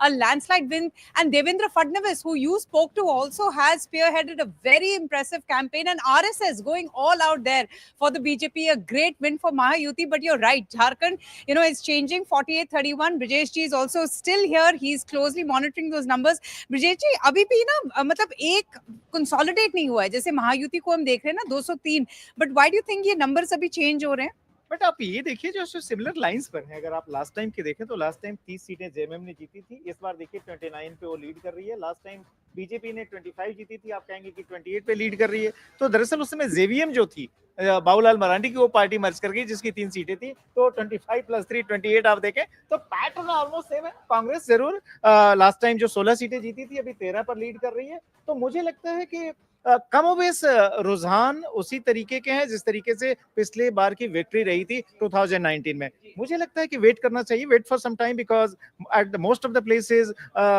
Only 3 to 5 rounds have been completed so we should wait for another 90 minutes to get a very clear picture but obviously as far as the leads are concerned India Alliance is in a leading position in Jharkhand just like the last time. So Anand, Brijesh ji is not calling Jharkhand just as yet. He's saying to wait for 90 minutes. Because the average of about 14-15 rounds, so till we get to about 9-10 rounds, it will be difficult. He's saying 3 to 5 rounds of counting only in Jharkhand. Jharkhand started about 25 minutes later than Maharashtra did. Maharashtra also, we've just crossed about into the 9th or 10th round of counting. Leads will settle. We'll keep an eye on what happens in Mumbai Devi, where Shaina NC told us that she's confident she's taking that constituency. We'll wait and watch. Again, NDA in Jharkhand, it is again oscillating 30-49. So this will keep oscillating for a bit. Shinde Sena supporters are celebrating the win already. Will Eknath Shinde speak? Will Devendra Fadnavis speak? We'll wait and watch if Ajit Pawar speaks. But the BJP inching towards 120. This is runaway. Look at where the INDIA is. Who is the worse off? 21 out of 102 seats, Rahul Shivshankar for the Congress party. 28 for the Shiv Sena UBT, 19 for NCP SP. This is a rout, and this means they're all finished. My dear friend, 80% plus conversion rate for the BJP alone. I don't know. I just want 119 now. Yes, I just want to look now at the exact number of others. Because if they come to about 120, 122, that's only 20 short. Others is 10. Others 10. Others is 10. Well, how many of these are? 2014, they got 122. And remember, there were some other candidates that were fielded that are proxy candidates of the BJP. I think was 6 or 7 of those. Such as China NC. Yes, so let's see if those win, and then you might actually have a game on of a different kind. But Shaina NC's victory will go into the Eknath Shinde, this one kitty. But this 10, how many of them do we know? We'll try and check with the LRS also. How many of them are pro-BJP guys or BJP plants or whatever? One of the, there is Sanjay Kaka Patil in Sangli, there is Shaina NC, there is one in Ajit Pawar group also, about 5, I think. About 5 candidates. So that look at that strike rate 80%, 20%. I mean, the Congress is nowhere in the equation. Rahul Gandhi is going to be standing up in a few days in the Parliament House. And he's going yes, exactly 80-20, and he's going to say exactly this. Already they are saying that Adani power, Adani Green has powered this victory anyhow. Look, Daniel Francis is with us, Eknath Shinde's advisor. Let me bring you in. Daniel Francis, you were with us just 3 days back at the exit poll stage. I want to ask you, what do you put this implosion of the Congress down to? The implosion of the Congress. Nobody has to implode the Congress. The Congress implodes on its own. From the victory that they had in Lok Sabha, what they did is that they became so arrogant. And the MVS started fighting amongst themselves. For the last 2 months, the whole picture that Maharashtra saw, that these two people are fighting for Chief Minister's chair and slinging mud at each other, which really destroyed their credibility, which was only for time being during the Lok Sabha, while Eknath Shinde and the Mahayuti partners worked very quietly and okay, silently. Daniel, just hold on. We've just got pictures of Devendra Fadnavis in conversation with someone. Let's we got the audio also. Yes. चला धन्यवाद आशीर्वाद दे hello येतो संध्याकाळी येतो आता इकडून सगळं निघतो मी येतो मी कळवतो यस चला धन्यवाद आशीर्वाद दे hello. Okay, so he's saying I will come in the evening. He's saying in Marathi, "Ye to sandhyagali yeto." I'm going to leave from here in a bit, and he says "Dhanyavad." Clearly, somebody is congratulating him. The fact he's sitting at Meghdut. This is where we had gone ahead and spoken with him. Me and Mandar Fans had gone. Mother, Sarika Fadnavis, called him from Nagpur. So he's spoken to his mom. He's spoken to his mom, and he's saying that I'm going to reach Nagpur in the evening. Payal Mehta had already confirmed this here on CNN News 18 that he will leave for Nagpur to collect his victory certificate from his constituency. Where Devendra Fadnavis is very confident about his own constituency. He was quietly confident about the Mahayuti's chances, even across Maharashtra. But what a phenomenal win. This is close to the 2019 number where they contested more seats. Yeah. This is 152 leading in 121. This is like a wow. That's what you got to say, because this is the revenge of 2019. Yeah, in 2014. This is the revenge of 2019. In 2014, when they fought separately, BJP had 122. Of course, they came back again after the elections. In 2019, they had 105. 105, so about 15 more than that. Correct. And the number of seats they've contested is less. So their strike rate conversion is far greater. In 2014, they contested all the seats. They got 122. Here they have fought 152 and they're leading in 121. So it's an 80% conversion. Just going to Daniel. Daniel, the Shiv Sena 47 and Ubata UBT 28. Does this, if this score stays, does this settle the legacy aspect? Will this now once and for all settle it altogether? Yeah. In our mind, the legacy aspect is already settled. Those who need the votes of the traditional Congress voters to win elections, they are not the real Sena. Those who are getting original votes of Shiv Senics is the real Sena. On the 5th round, I'll tell you, Aaditya Thackeray is telling by 1,000 vote in Worli. That's called real Sena and fake Sena. So the legacy battle is already settled. The kind of overwhelming response that Eknath Shinde and the party has got is phenomenal. Now we have no doubt in mind. Mr. Uddhav Thackeray will survive in some pockets. Parties don't die so easily. But, overwhelmingly, the whole... You have a strike rate of 58%. Ubata has 29%. We will cross that strike rate also. By the time the seat numbers were settled, we'll be crossing 55. This is my confidence. So you are confident that you will get 55 seats? Over 160. Overall, we'll be crossing 160, but I'm getting more than that. Yesterday, I came that 160 plus. But this is all work done by Mr. Shinde and the Mahayuti partners in the last 4 months, 5 months to change the narrative, going underground, taking the kind of public connect. This some time back, that if this such an overwhelming majority, 207 is where NDA is right now, BJP at 120, why would the BJP give the Chief Minister's post to Mr. Shinde? Mr. Fadnavis would stake claim to be Chief Minister. See, it's a very valid question, but I'll tell you one thing. If there's one man, I don't know who will become the Chief Minister, that the NDA partners will decide, NDA leadership will decide. If there's one person who changed the narrative for the NDA in Maharashtra, this was not an election that was on national issues. This was not an election that was, had any kind of national impact on it. Like we won some war against Pakistan or something and it has affected Maharashtra. No. This is one election that the tide was turned over by only one man called Eknath Shinde. His work, his image, his policies, his programs. There is no other for this.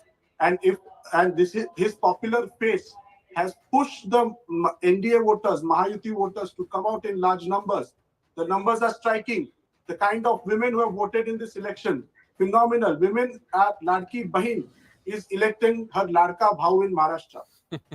Okay. Ladki Bahin is electing the Ladka Bhau. What may be the national implications, Rahul, in terms of, you have the parliament session that's going to come up from Monday. Clearly, Rahul Gandhi and the Congress think they've latched onto this whole Adani issue. But now with this kind of a mandate, it's not a 145, 150 kind of victory. 209.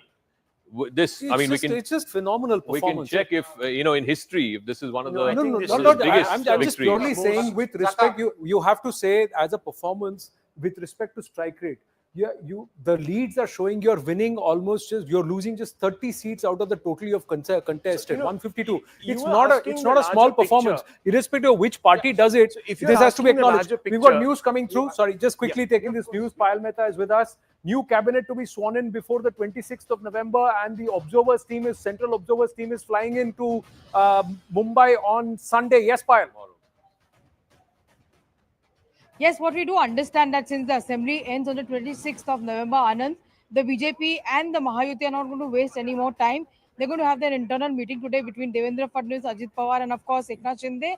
But the central observers will be sent from Delhi tomorrow so that they can have a conversation with all the three parties. So what I'm going to understand by way of my sources in the BJP, that a cool and calm customer like Rajnath Singh is going to be sent as a central observer, given the fact that he's been a party president in the past. He's a union minister.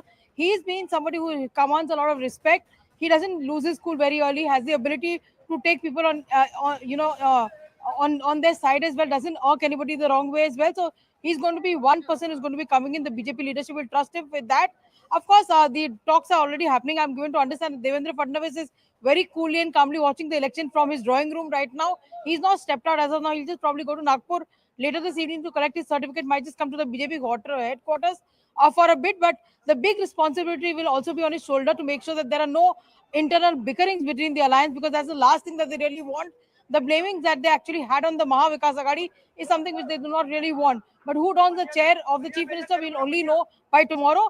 But thankfully, there are no resort politics that are going to take place. I keep repeating this, but yes, there will be a firm government in place. And once the central observers come, they'll do the legislative party meeting for the BJP.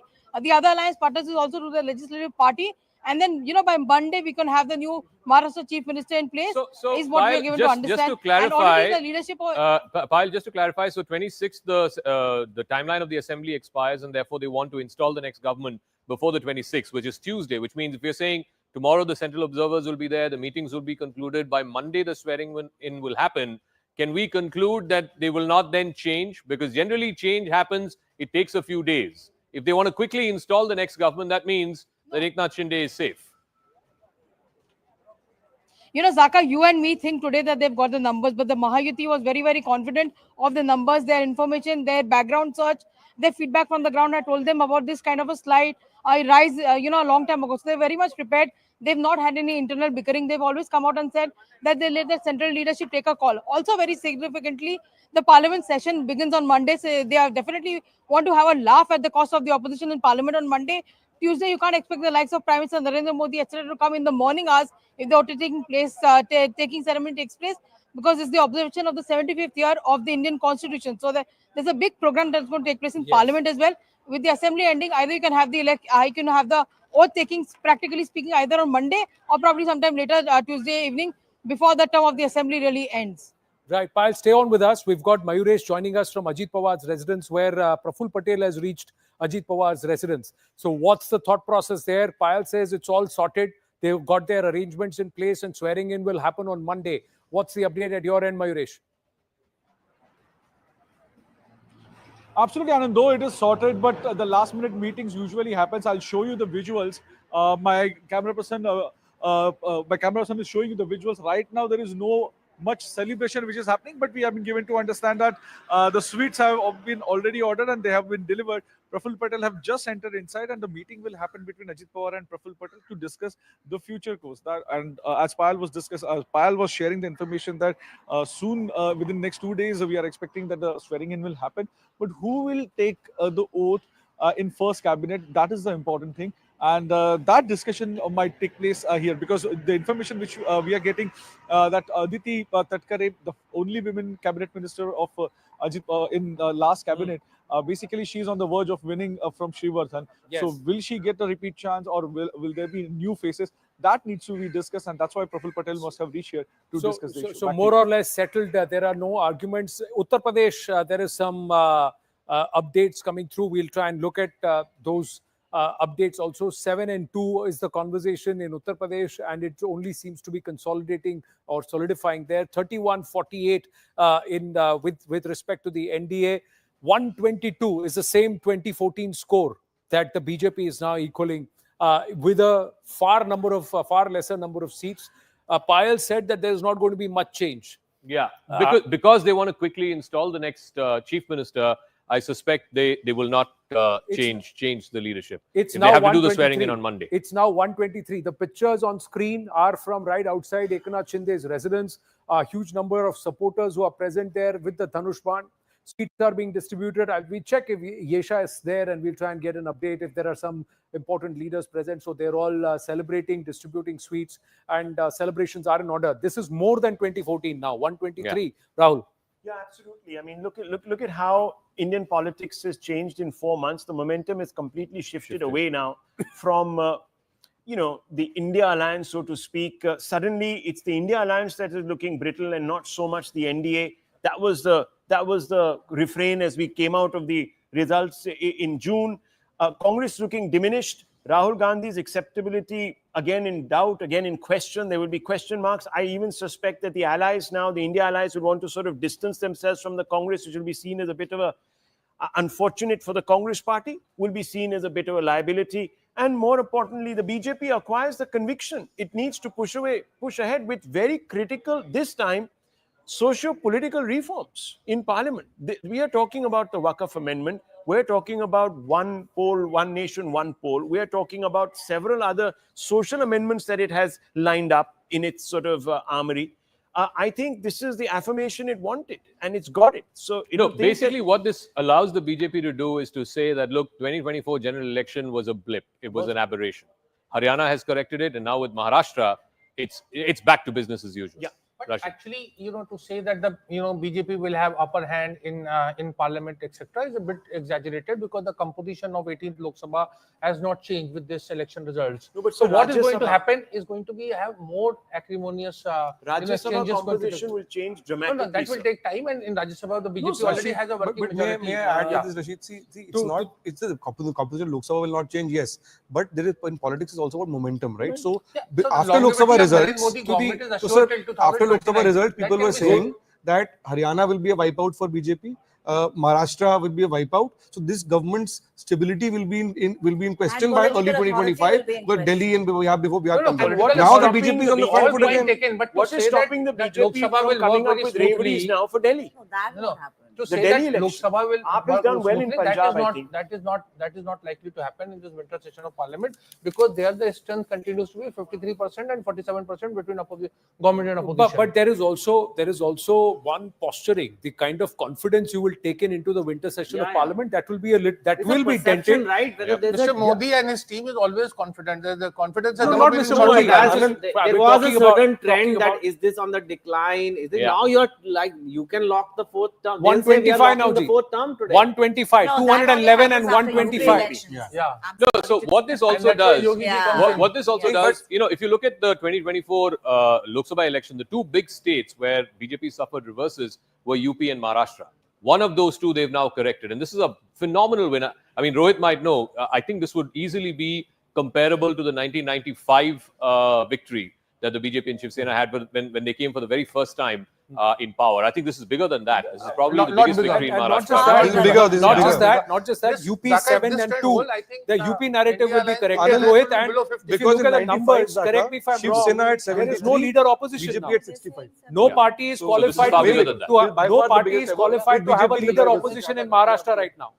If these numbers hold, that's true. No party is qualified to have a leader opposition in Maharashtra. That's right. We didn't expect Sharad Pawar's party to do so badly. We thought Uddhav Thackeray may not get the momentum this time, and we thought he would be in the range of 25-30. That's what seems to be happening.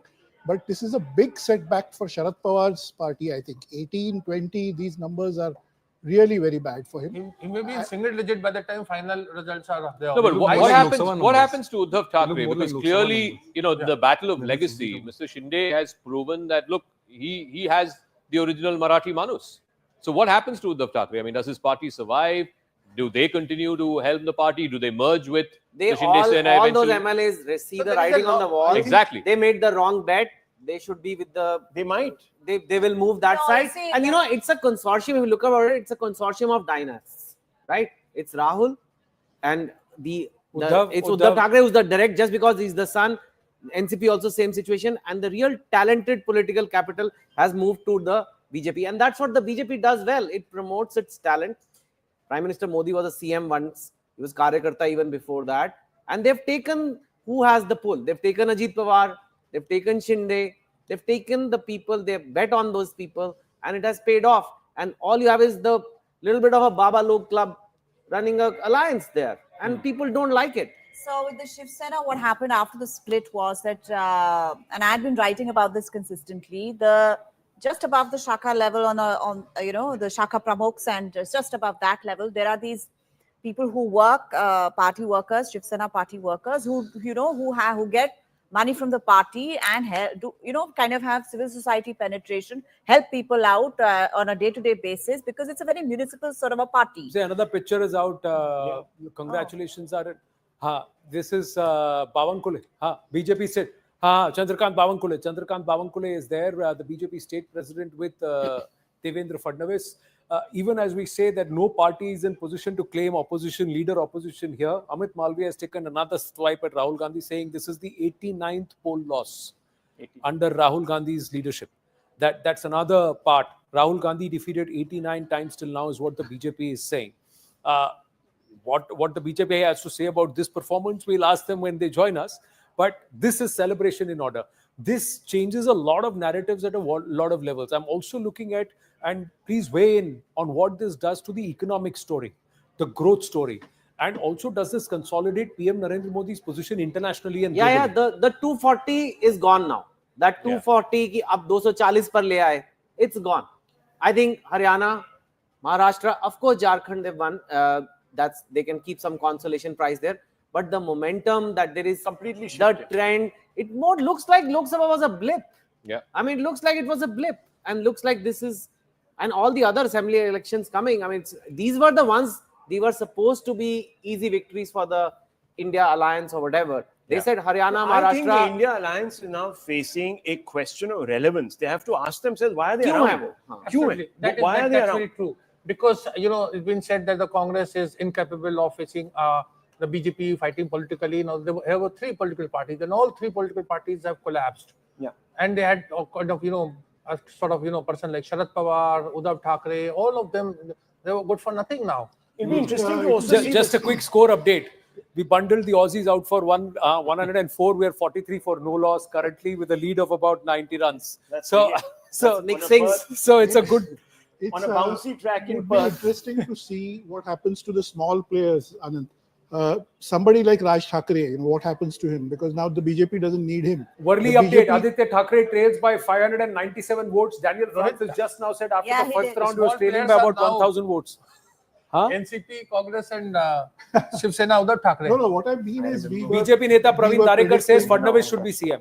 Anyways, we were predicting to some extent that there'll be a large number of independents, there'll be rebel candidates getting elected, and the BJP might look at getting them on board to show clear majority and all of that. That narrative is gone now totally.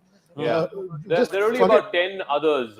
Many of them, like for example in Karjat, which is Rohit Pawar's constituency, he was trailing. An independent is actually leading there. His name is Sudhakar Parshuram Dhare. This is the seat that Rohit Pawar was contesting in. There's also an RSP candidate who has been leading since the morning in a place called Ganga Khed.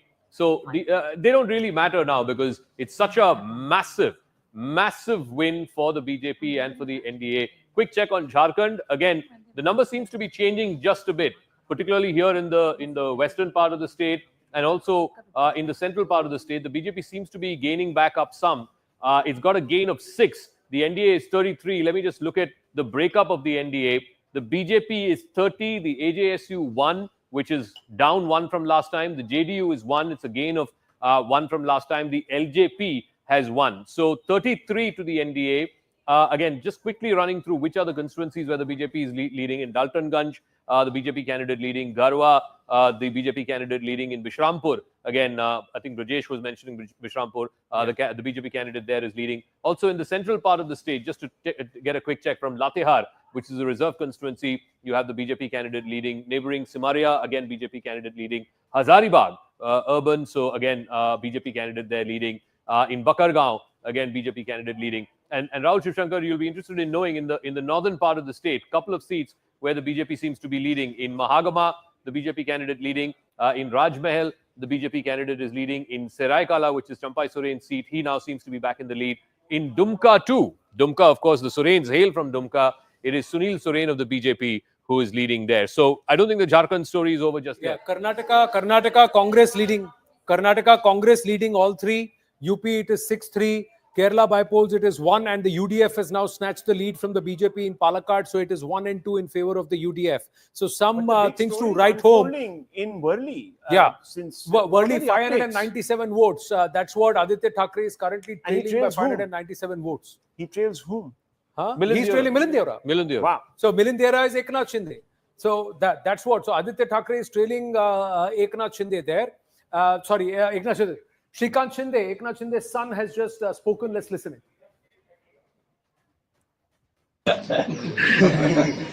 Eknath Shinde साहब आगे बढ़ो, हम तुम्हारे साथ हैं. हा जे अपार कष्ट, मेहनत, 18 तास मुख्यमंत्री महोदयांनी जे काम केलं, त्या योजना आणल्या वेगवेगळ्या, मला वाटतं मुख्यमंत्री महोदयांचा पण खूप खूप आभार व्यक्त करतो, अभिनंदन करतो की या महाराष्ट्राला पहिल्यांदा 18 तास 20 तास काम करणारा मुख्यमंत्री लोकांनी पाहिला. वर्षा ज्यांच्यासाठी बंद होती त्यांच्यासाठी वर्षा उघडण्याचं काम केलं. रात्री अपरात्री जागून जे आहे हे लोकांना भेटण्याचं काम केलं. मला वाटतं खूप मोठा हा विजय आहे. हा हार्ड वर्क, मी नेहमी म्हणतो की कष्टाला पर्याय नाही. कष्ट आणि कष्ट हे केले, त्याच्यामुळे आज जे आहे आपल्याला हा result Shrikant Shinde saying 18 hours. My father worked 18 hours. He worked hard. We brought the Mukhyamantri Ladki Bahan Yojana, and we went out there with the people. And he says there is no substitute to hard work. Hard work, effort, and that's the only thing that will yield results. And we hope that we continue to be able to do the same and serve the people of Maharashtra. So that's Shrikant Shinde, who's been quietly working behind the scenes, helping his father and his and their cause, and they've worked really, really hard. That's what they've come out and said. We've just got another update going across to Arun Dhanta at the BJP headquarters. Arun, thankfully this time around, unlike in Haryana, whoever was making the jalebi will get to eat it too. Well, that's right. That's in fact, everybody was worried about it, that it shouldn't be boomerang as it happened in case of Haryana for the Congress party. But here in the BJP office, what we are given to understand is that the message has been given to the workers of BJP that they will have to come here at the party extension office, which is the new office for, of course, Prime Minister Modi's welcome. We're given to understand that Prime Minister is going to reach here at the party office somewhere around 6:37 p.m. And of course, he will be addressing the gathering here. So preparations are done. At this moment, we are in the main party headquarters, the another office where preparations are taking place on the other side of the road. So that's where all the preparations are going on for the evening Prime Minister's address. Of course, the massive victory which they have got in Maharashtra is something which is really giving that boon to the BJP spokespersons, whoever we are speaking here. In fact, when we started showing that jalebi in the morning, there were few people of the party who came to us, and they said it's a normal culture of celebration. And we said, hey, we have never had jalebi here in this party office. This is for the first time when it is we hope you've got a sampling of jalebi, and there is more celebrations towards the evening. It's going to be a long day for Arun Dhanta and some of our reporters in the national capital, because the Delhi BJP headquarters is going to be abuzz with activity. Prime Minister Narendra Modi is expected to arrive at the BJP headquarters in Delhi by 6:30 p.m. this evening. There will be a victory speech. There will be a celebration because it's a historic mandate. Correct me if I'm wrong, Rohit. This is a never before in Maharashtra. Absolutely. This score, if it stays. Yes, the highest that the BJP, I mean, we are showing 129 right now. And if this holds, then of course, this is a record forever. because the best score was 122 in 2014 election amidst the Modi wave. That was the best that the BJP did. After that, they came to 105 in 19, and this time, if it is 129 or anywhere around 25, also it's a record. Shiv Sena at 49, nearing 50. Ubata at 26. The big story there. Also with NCP, Ajit Pawar what will he be thinking right now with 35 compared to 15 of NCP Sharad Pawar? I think the only thing that explains Ajit Pawar's success is Ladki Bahin Yojana, because remember, he was in the earlier government, he was the finance minister. So it is technically his announcement during the budget that was presented in July, where they announced that they'll be rolling out this DBT for women and for farmers also. So I think he took full advantage of that, it's he who has given this money. He's the one who's approved it. And I think he's benefited. Some mini fights. Let's focus on with Zaka. Zishan Siddiq in Bandra is actually trailing in Bandra East. Anushakti Nagar, Sana Malik is trailing. Fahad is leading. Shivaji Nagar, let's see, Nawab Malik or this one, Abu Azmi. Who's the one? Right now, Abu Azmi is leading in Mankur Shivaji Nagar. As far as the other, which was the other constituency that you were talking about? Anushakti Nagar. Anushakti Nagar, Shivaji Nagar, and Anushakti Nagar. Yeah, Mankur Shivaji Nagar. Mankur, of course, Abu Azmi is leading. Yeah, Anushakti Nagar. In Anushakti Nagar, I believe Sana Malik is trailing. Sana Malik is trailing, and so. I mean, Sharad Pawar has probably put in the worst performance of his life. Yes, his team, Sharad Pawar, Supriya Sule, we'll have to say, and Rohit Pawar. This would be the worst performance of his political career. Legacy fight, etc. Is he over? When it comes to the two Shiv Senas, it's very interesting how Eknath Shinde has been completely on point with his messaging. When the NDA government came to power and at the center, and there were some ministerial berths to be divided, he made the announcement that, my son is not going to be made minister. He's the leader of the legislature party, Dr. Shrikant Shinde, who we saw just now. And he made it very clear. It's not like Shrikant Shinde didn't feel bad about it, but the point was that you had to show that you have a difference. You are not the... Sign. Yeah, you're not... this party is not going to work on a dynastic principle in that sense, that whatever prizes that are to be distributed is there only for the family. I think one interesting point, just briefly, I'd like to mention is this shows that the voters of Maharashtra are not getting swayed by emotions. Okay, they have not gone for Sharad Pawar, who was pitching an emotional appeal that he was, there was an injustice, etc.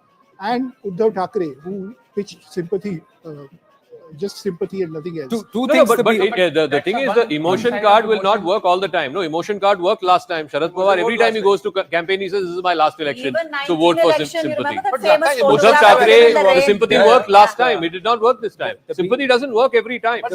You have to... According to me, emotions have the BJP... No, but it doesn't work again and again. No, I'm saying different. I'm saying emotions have worked. Many for your thoughts. That has worked. We know. Last election in yeah. All right. Then we can't say that on air. But Rahul Shiv Shankar, the BJP has turned around and said, "Ek hai to safe hai," the Maha Mantra, and the Vikas narrative. These are the two things that worked for us. Yeah, I mean, look. Would you agree that there has been a perhaps quiet undercurrent of this counter? I'm glad you brought it up, because that's the reason why I reached across to Nalin and asked him for some statistics. There is proof कि एक है, हम safe हैं. Marathas dominated seats. BJP 68, 18 the other side. OBC 61-25. I mean, Haryana saw the power of ek hai, safe hai. At that time, of course, the supercharged election there, that dynamic was injected by Mr. Yogi Adityanath in a much more sort of, abrasive sort of manner, or through abrasive slogan. But that worked there. Dalits, 19-10.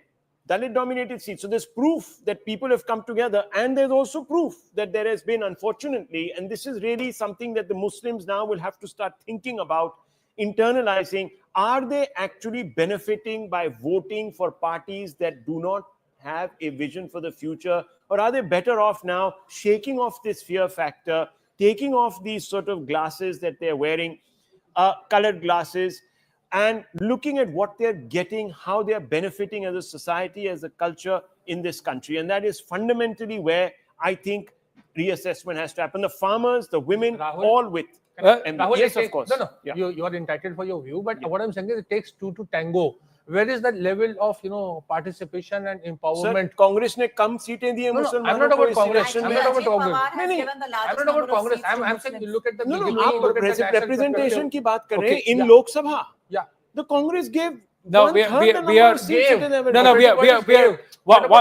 one point. By giving seats, you don't say that you are empowering somebody. It is about what you have done on ground in terms of the social upliftment which has happened, homes, and the connections, that the electricity. that game is a different one. We're digressing. Please let's look at this. Shinde Sena has already begun the chorus. Which they will use. Sir, all the representation that the Congress gave over 30 years, 40 years, 50 years, and Sachar Commission came out and said, "Ki bhaiya, look at your numbers on demographic status. Where are you on the various indices? You're nowhere." What did the representation get you? This rising above this appeasement game and how many seats have you given? That's not the answer. What you've done to work collectively for society is important. The other aspect, Shinde Sena is now saying, has begun this chorus that Shinde as CM. Will this be the same equation that will continue, just to underline and perhaps rub it in to Uddhav Thackeray and to say that we don't have a problem yielding space, etc.? Or will there be a shuffle, the three people itself, but somebody else? We'll have to wait and watch. Griha has an update from the live result hub. Yes, Griha. Okay, two important players as far as Worli, Mumbai City is concerned. We are now learning Aaditya Thackeray is trailing by 597 votes, and those are the number of votes that Milind Deora is in fact leading from Worli. That's an important update that we are getting from here. So that's one. We are also learning, Anand, that from Mahim, you have Raj Thackeray who's trailing, right? He's trailing. By how many votes? Amit Thackeray. Amit Thackeray, I beg your pardon, is trailing. I'll just tell you the number of votes. Is it a huge gap? Okay, we'll let you know about the gap, but we do know about this important update. It's a neck and neck from Worli, Mumbai City, between Aaditya Thackeray and Milind Deora. Okay, Sharad Pawar's weakest performance in his career. We'll go across to Payal Mehta from the BJP headquarters or main office in Mumbai. Yes, Payal. More information trickling in. Anand, the oath taking might take place on the 26th of November. The exact time is being studied because they want to go as per the Shubh Muhuratam, taking into consideration everybody's stars put together. But 26th November is going to be very interesting. It's Samvidhan Divas, and the opposition has been attacking the government of the day in the center on Samvidhan. Samvidhan Divas, 75th year of adoption of the Indian Constitution, a very, very significant day in that respect. And most probably the venue is likely to be the Shivaji Park. That is where in his last rally, Prime Minister Narendra Modi had said, "I'll come back here for the next oath taking," and I'm sure the next government will be formed soon as well. And a very, very important venue as far as the sentiments of the Shiv Sena is concerned, both the Uddhav Thackeray faction as well as the Shinde faction. And most importantly, the women have been the chief contributors of this particular election. That's why a special invitation will also be sent to the women folk, will be sent to the Latki Bahns to attend the oath taking ceremony. Right, Payal, so stay on. Payal getting us three important updates. One, there is a change in the swearing in date. It's going to be on the 26th of November, Samvidhan Divas, 75th year of adoption of the Indian Constitution. On that day, the swearing in will happen because that's also the day of a good Mahurat or Shubh Mahurat. Third update is that the swearing in ceremony most likely will happen at Shivaji Park. It's the same place where the Prime Minister had said कि सरकार हम यहीं पे बनाएंगे, वापस हम आएंगे और आपसे ही आशीर्वाद लेंगे और यहीं पे करेंगे.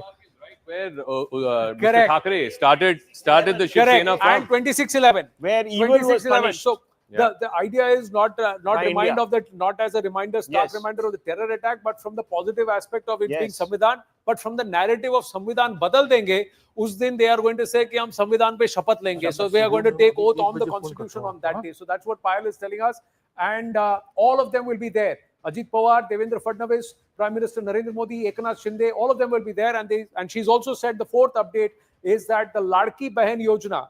So women will be given, a lot of women across Maharashtra who have worked hard on ground will be specially invited, and there will be more number of women present at the swearing-in ceremony as part of the Karyakartas across the party lines. Yes. I hope more women. Depends on who gets elected. Depends on who gets elected. Aditi Thackeray is one. There will be enough. There is Shaina NC. If she wins, as she claims, we have to see what's happening with Shaina NC in Mumbai. She's still trailing. Yeah, she's still trailing. As of now, she's still trailing. And Worli seat, again, Aaditya Thackeray trailing by 597. Does that change after the 5th round? Daniel Francis said he was trailing by about 1,000 votes. We wait and watch. Celebrations at the Ajit Pawar camp. Dances are happening. Fugudi is happening there. We also have Mayuresh. Mayuresh, what's the update from the Uddhav Thackeray camp, from Matoshri? Any word? Anand, right now I'm outside the Ajit Pawar's residence, but Matoshri and Sena Bhavan are completely silent. There is no one at Matoshri, outside Matoshri or in Sena Bhavan. Usually that is not the scenario, and whenever there is this kind of a big event which are happening, usually Karyakartas or the local leaders come there and stand and interact with the media. But as of now at Shiv Sena Bhavan, there is no one except Harshal Pradhan, who is the PRO of the party or head of communication. And at Matoshri, it's Thackeray family. They are also closely watching the results. But so far, there is no word from the Thackeray family. Back to you. Right. Chetan Bhagat. Making a comment. It has a potential to go viral. Come on. I'm not saying it to go viral, but this is a bit of Kangana's curse, isn't it? You know? Kangana's curse. You remember when her office was damaged? And it was quite, she made this video.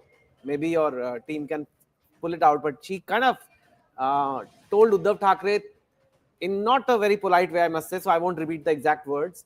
But she said that the ulti gunti, like the reverse countdown, has begun, and it was unthinkable. It was unthinkable at that time because he was go full frame on these pictures. These are coming in from Kangana's curse. From Meghdut. We are given to understand Devendra Fadnavis' residence watching the coverage. There is Chandrasekhar Bawankule, who's leading from his constituency. There is confidence on the overall numbers. That is Chief Minister. Deputy Chief Minister, former Chief Minister of Maharashtra, Devendra Fadnavis, who's the face of the BJP's campaign. He's there. The architect, many say, the fulcrum of this Mahayuti. That's Devendra Fadnavis. They're all watching the coverage, watching the results very, very closely as the numbers settle in. One can only turn around and pinch a Bollywood dialogue where you can say, "Khush to bahut hoge tum." So that's the story right now.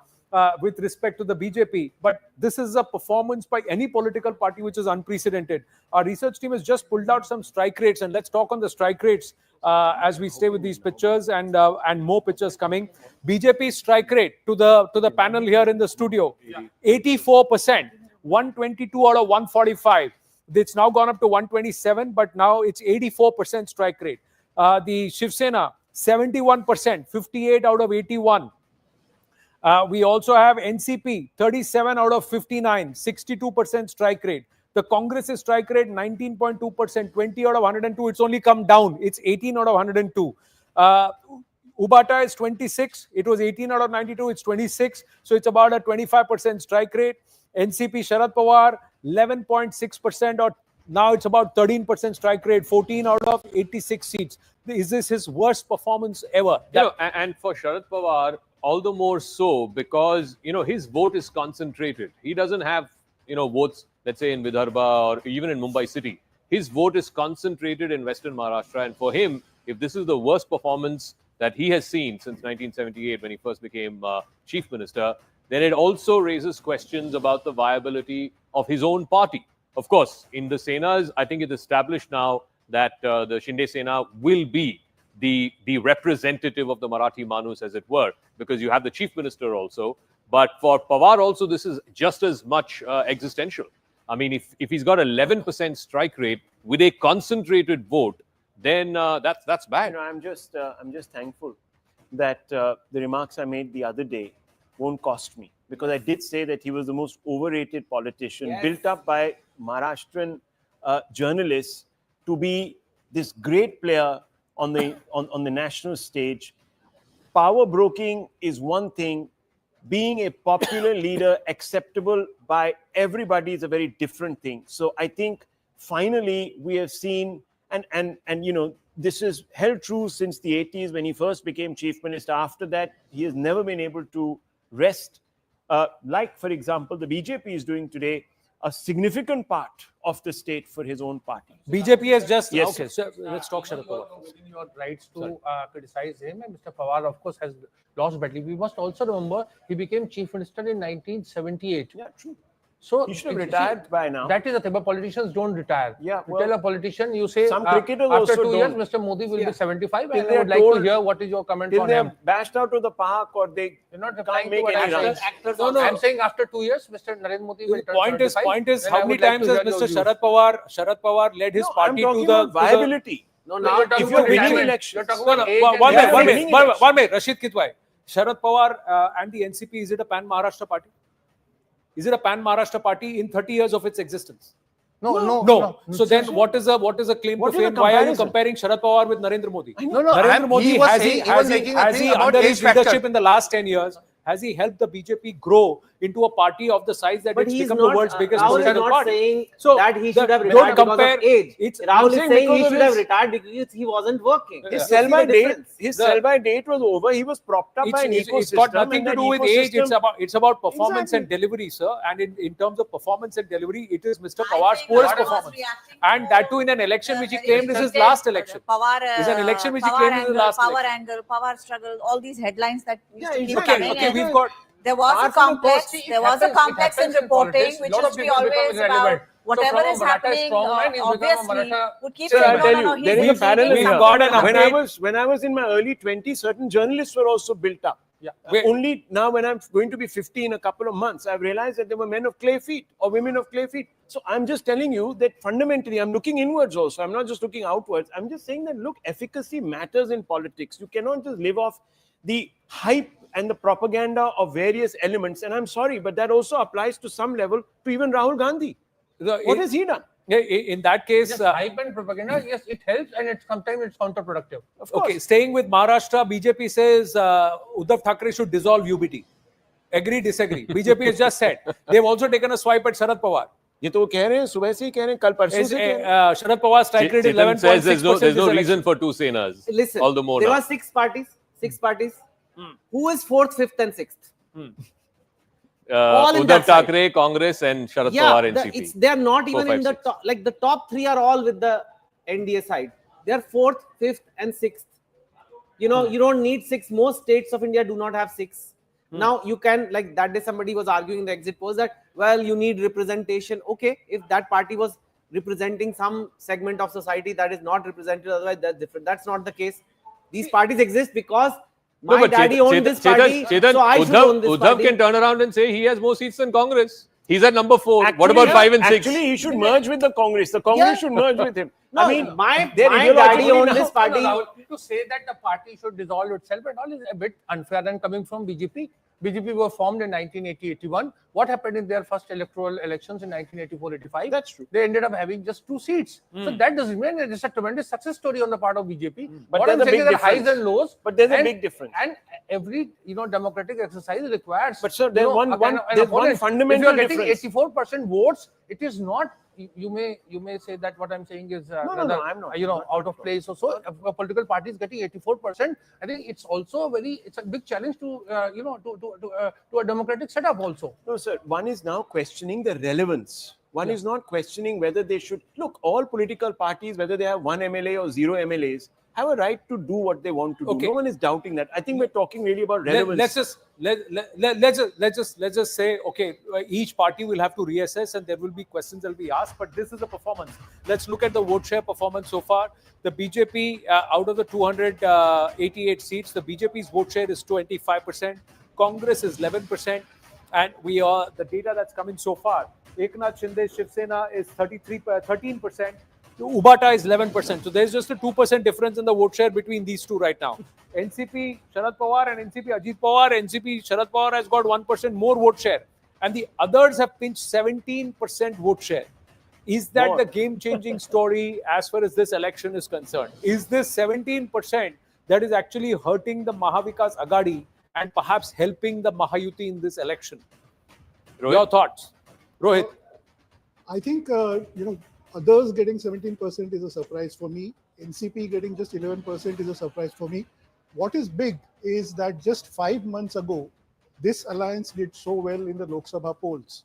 I mean, their Lok Sabha tally still is at 31, which nobody expected. So I think we are living in a phase where, many surprises are coming up and we didn't expect the parties to be so bad. I just want to go back. BJP's performance today is also an argument for the relevance question that you're saying, that there is always space in politics for a comeback.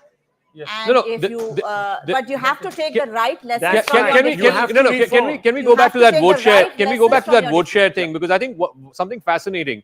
If you go back 5 months ago, the vote share of the MVA was 43%. The vote share of the NDA was 42%. Now, if you look at the vote share, even if you add up Congress, NCP, Sharad Pawar, and Sena, that comes up to only 34%. So there's been a fall of 11% vote share. Absolute votes, 11% fall from just 5 months ago. Yeah. And if you add up BJP, Sena, Shinde, and 49%. Yeah, that's about 43, 44%. So they have remained more. No, 25. Yeah, plus 25 plus 13, 38, and 11. No, 49. So 49%. 49%. 49%. So they've gone from 42% to 49%. They've increased by about 6 or 7%, whereas the Maha Vikas Aghadi has fallen by 11%. It adds up to only 33%. That is extraordinary, Zakar. Extraordinary. So what has happened? So 10% of the voter has shifted. So apart from Ladki Why? Behan, apart from Because there was a Coke and there was a Coke Light. So there are 2 Senas and 2 NCPs. People decided which one. People These decided are all which one. No, they're all consolidated. That's a trend line. That's a punchline. I'm going to check if we can get Pradeep Gupta at any time possible. We'll try and get him because a lot of his predictions are ringing true with respect to Maharashtra and also with Jharkhand. Yes, Rohit. One part is fragmentation. One part is fragmentation, which is 17% votes going to the independents. So many independents, constituency-wise, if you look at this, you will realize some independent candidate who's split from Sharad Pawar's party, was originally with Sharad Pawar, has come out, has taken maybe 8,000 votes, 10,000 votes. When you go constituency-wise, you'll realize this. So that has caused Sharad Pawar's candidate to that lose. also happened in Haryana. Similar happened thing. in Haryana. Similar. What they tried to do in Jammu and Kashmir, Kashmir Valley, has worked in Maharashtra. It didn't work in Kashmir. So apart from Ladki Behan and apart from all these rollouts and all of that, I think these small things, when you look at 17% votes going to independents, that gives you the answer why perhaps this much shift. This is from Ajit Pawar's camp. Rohit, talk us through these pictures. Praful Patel is this there. This is Sunil Thakkray. Sunil Thakkray. Ajit Pawar. Sunil Thakkara's daughter Aditi Thakkray is leading. Sunil Thakkray is the state president of NCP, Maharashtra wing president, and he's very close to Sharad Pawar. He was one of the first ones to go with Ajit Pawar and decide that they should separate from Sharad Pawar. Praful Patel, of course, all of you know, he's been in the Union Cabinet, and all these three are now kind of running this party. One thing I must say about the NCP fight, the NCP Ajit Pawar camp, is that their team was very, very pragmatic and realistic. They talked down their expectations in terms of the seat sharing. They got a few number of seats to fight that Western Maharashtra. Whatever seats they got it. And when we met them, when I met them, they were very clear that we'll get up to 30 seats, and that is our assessment. So they've kind of hit some Nagada and Dhol. This is happening outside Devendra Fadnavis's residence. Yeah, one big surprise really, Anand, is Ajit Pawar's party doing so well. Really, nobody expected him to get more than perhaps 20 seats out of the 50 odd that he's contesting. All right, we just got some big information. This is coming from our Lokmat channel, our Marathi channel. A BJP source has told Lokmat that the next Chief Minister of Maharashtra will be from the BJP. All right, this is big. This is big. Rohit has been saying this since morning. I told you so. She's been saying. Everybody has been saying, because this is a phenomenal performance with 127. But could it be that it's the same 3 people? Sticking out my neck, I will say it will be Devendra Fadnavis. I'm saying this taking a risk, but you can expect Devendra Fadnavis to be back in the saddle. And I think Eknath Shinde and Ajit Pawar will be Deputy Chief Ministers. Deputy Chief. So it's the same 3 people on the saddle, just a little bit of a rotation of the kursi, but the 3 people will have to work effectively together. That's correct. That's one possibility. So Rohit, what does that mean? Because I remember when Shinde joined the Mahayuti and he was made Chief Minister, and you remember that famous press conference where Fadnavis said, "Oh no, I'm not going to be part of this government." A few hours later, he was called from the central leadership, and then he became Deputy Chief Minister. I think what does this mean? I think when all this happened, 2 big elections were coming First was Lok Sabha and second was Vidhan Sabha. And the BJP knew that their main enemies, maybe Uddhav Thackeray and Sharad Pawar, had to be marginalized. And especially in case of Uddhav Thackeray, they needed to empower Eknath Shinde very well. So it was a calculated move to take a back seat and get these two elections done, corner Uddhav Thackeray as much as possible, empower Eknath Shinde. And I think that plan has perfectly so worked. do we come out and say now, Rohit ji and others, that Amit Shah's strategy, that was because he was sort of accused of being the person who engineered the split, so to speak. And because we haven't spoken about Amit Shah in our broadcast, we've sort of focused on Fadnavis, we've focused on Mr. Shinde, but the main cogitator behind all of this, everyone says, is Amit Shah. So has he been vindicated, or I mean, how do we look at now Amit Shah? He planted the seeds. I think Home Minister Amit Shah's plan in case of Maharashtra has worked perfectly. And this is what they planned, that they will take a back seat till these big two elections happen. They will corner Uddhav Thackeray as much as possible, which they have been able to do. And now they will be in the front seat, in the driver's seat again. And I think they'll continue because Maharashtra is a crucial state for them, not just economically, and also financially, but also... This opens also a huge sort of window for them to now choose the next president on an ascendant. You know, that's also something the that... party president is one aspect, but the other thing is, one of the things they wanted to prove was that they are... Eknath Shinde is speaking.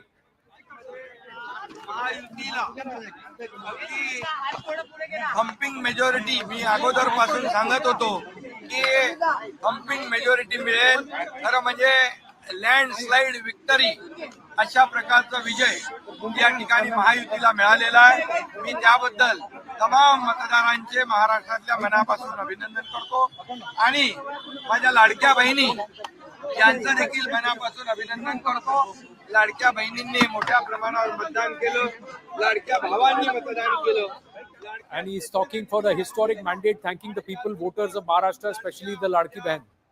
ज्येष्ठांनी मतदान केलं, समाजातल्या प्रत्येक घटकाने या ठिकाणी भरभरून महायुतीला मतदान केलं. गेले 2-2.5 वर्ष जे महायुतीने काम केलं त्या work that we have done in the last 2.5 years. मध्ये जनतेने दिली. The work that we have done, we have been rewarded for it. मी पुन्हा एकदा त्यांच्या मनापासून आभार मानतो. It's a heartfelt thank you and gratitude that I extend to the voters of Maharashtra, especially the women voters. 2.5 वर्षामध्ये त्याचं मोजमाप, नोंदणी, नोंद आणि त्याची कामाची पोचपावती. It's the result or it's the fruit of all our labor, our hard work over the last 2.5 years, the work that we have done for the people of Maharashtra and in Maharashtra. पुढच्या कार्यकाळामध्ये आमची आणखी जबाबदारी वाढली आहे आणि म्हणून जनतेला त्रिवार वंदन करतो आणि माझ्या सर्व कार्यकर्ते They have only given us far greater responsibility. They have only rewarded us with their blessings in terms of votes. They have only reposed trust and faith in us.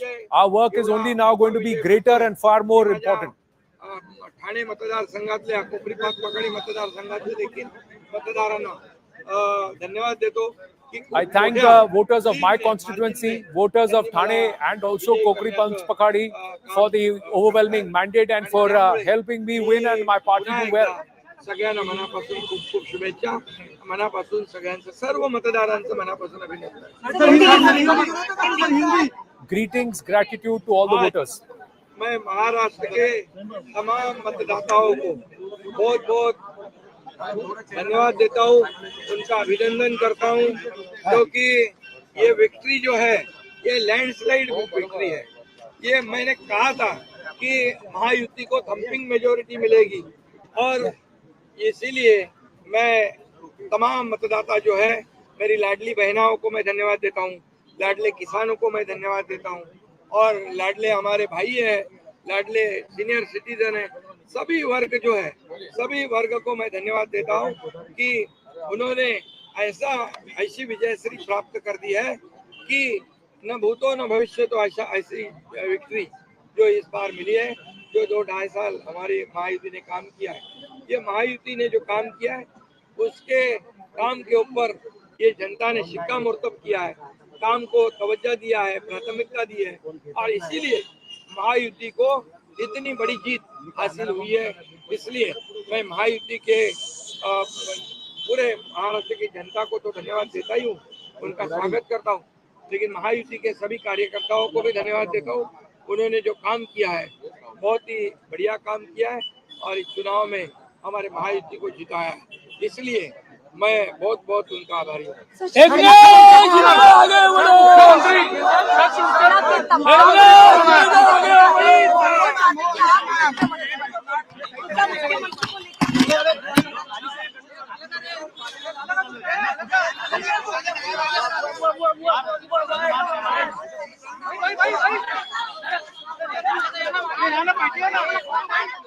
Well, Eknath Shinde has diabetes, so that's why he was not eating those sweets and he's watching his blood sugar levels.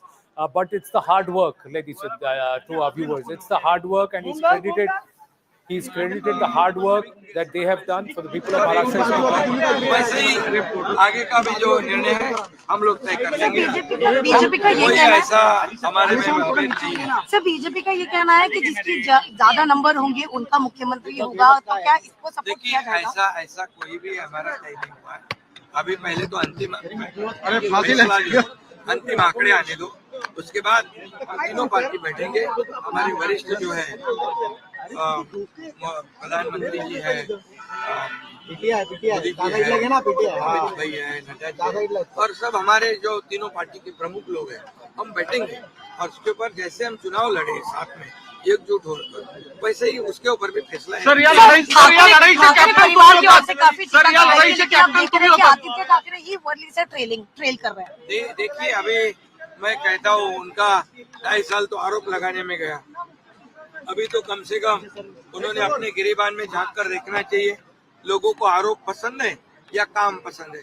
हम आरोपों का उत्तर आरोप से नहीं दिया, हम उसका जवाब जो है काम के माध्यम से दिया। इसलिए जो काम बोलता है और 2.5 साल में जो काम किया है वो जनता ने देखा है और जनता की आवाज बनकर हमने काम किया। सर लड़ाई से जनता को जो चाहिए वो हमने देने की कोशिश की है। इसलिए हमारे सरकार में आम जनता के जीवन में बदलाव हो जाए, सुख समृद्धि आ जाए, आनंद आ जाए, इसलिए एक तरफ विकास किया हमने, दूसरी तरफ कल्याणकारी योजनाएं की। इसी के लिए आज ये बहुत बड़ी लैंडस्लाइड विक्ट्री आज हम देख रहे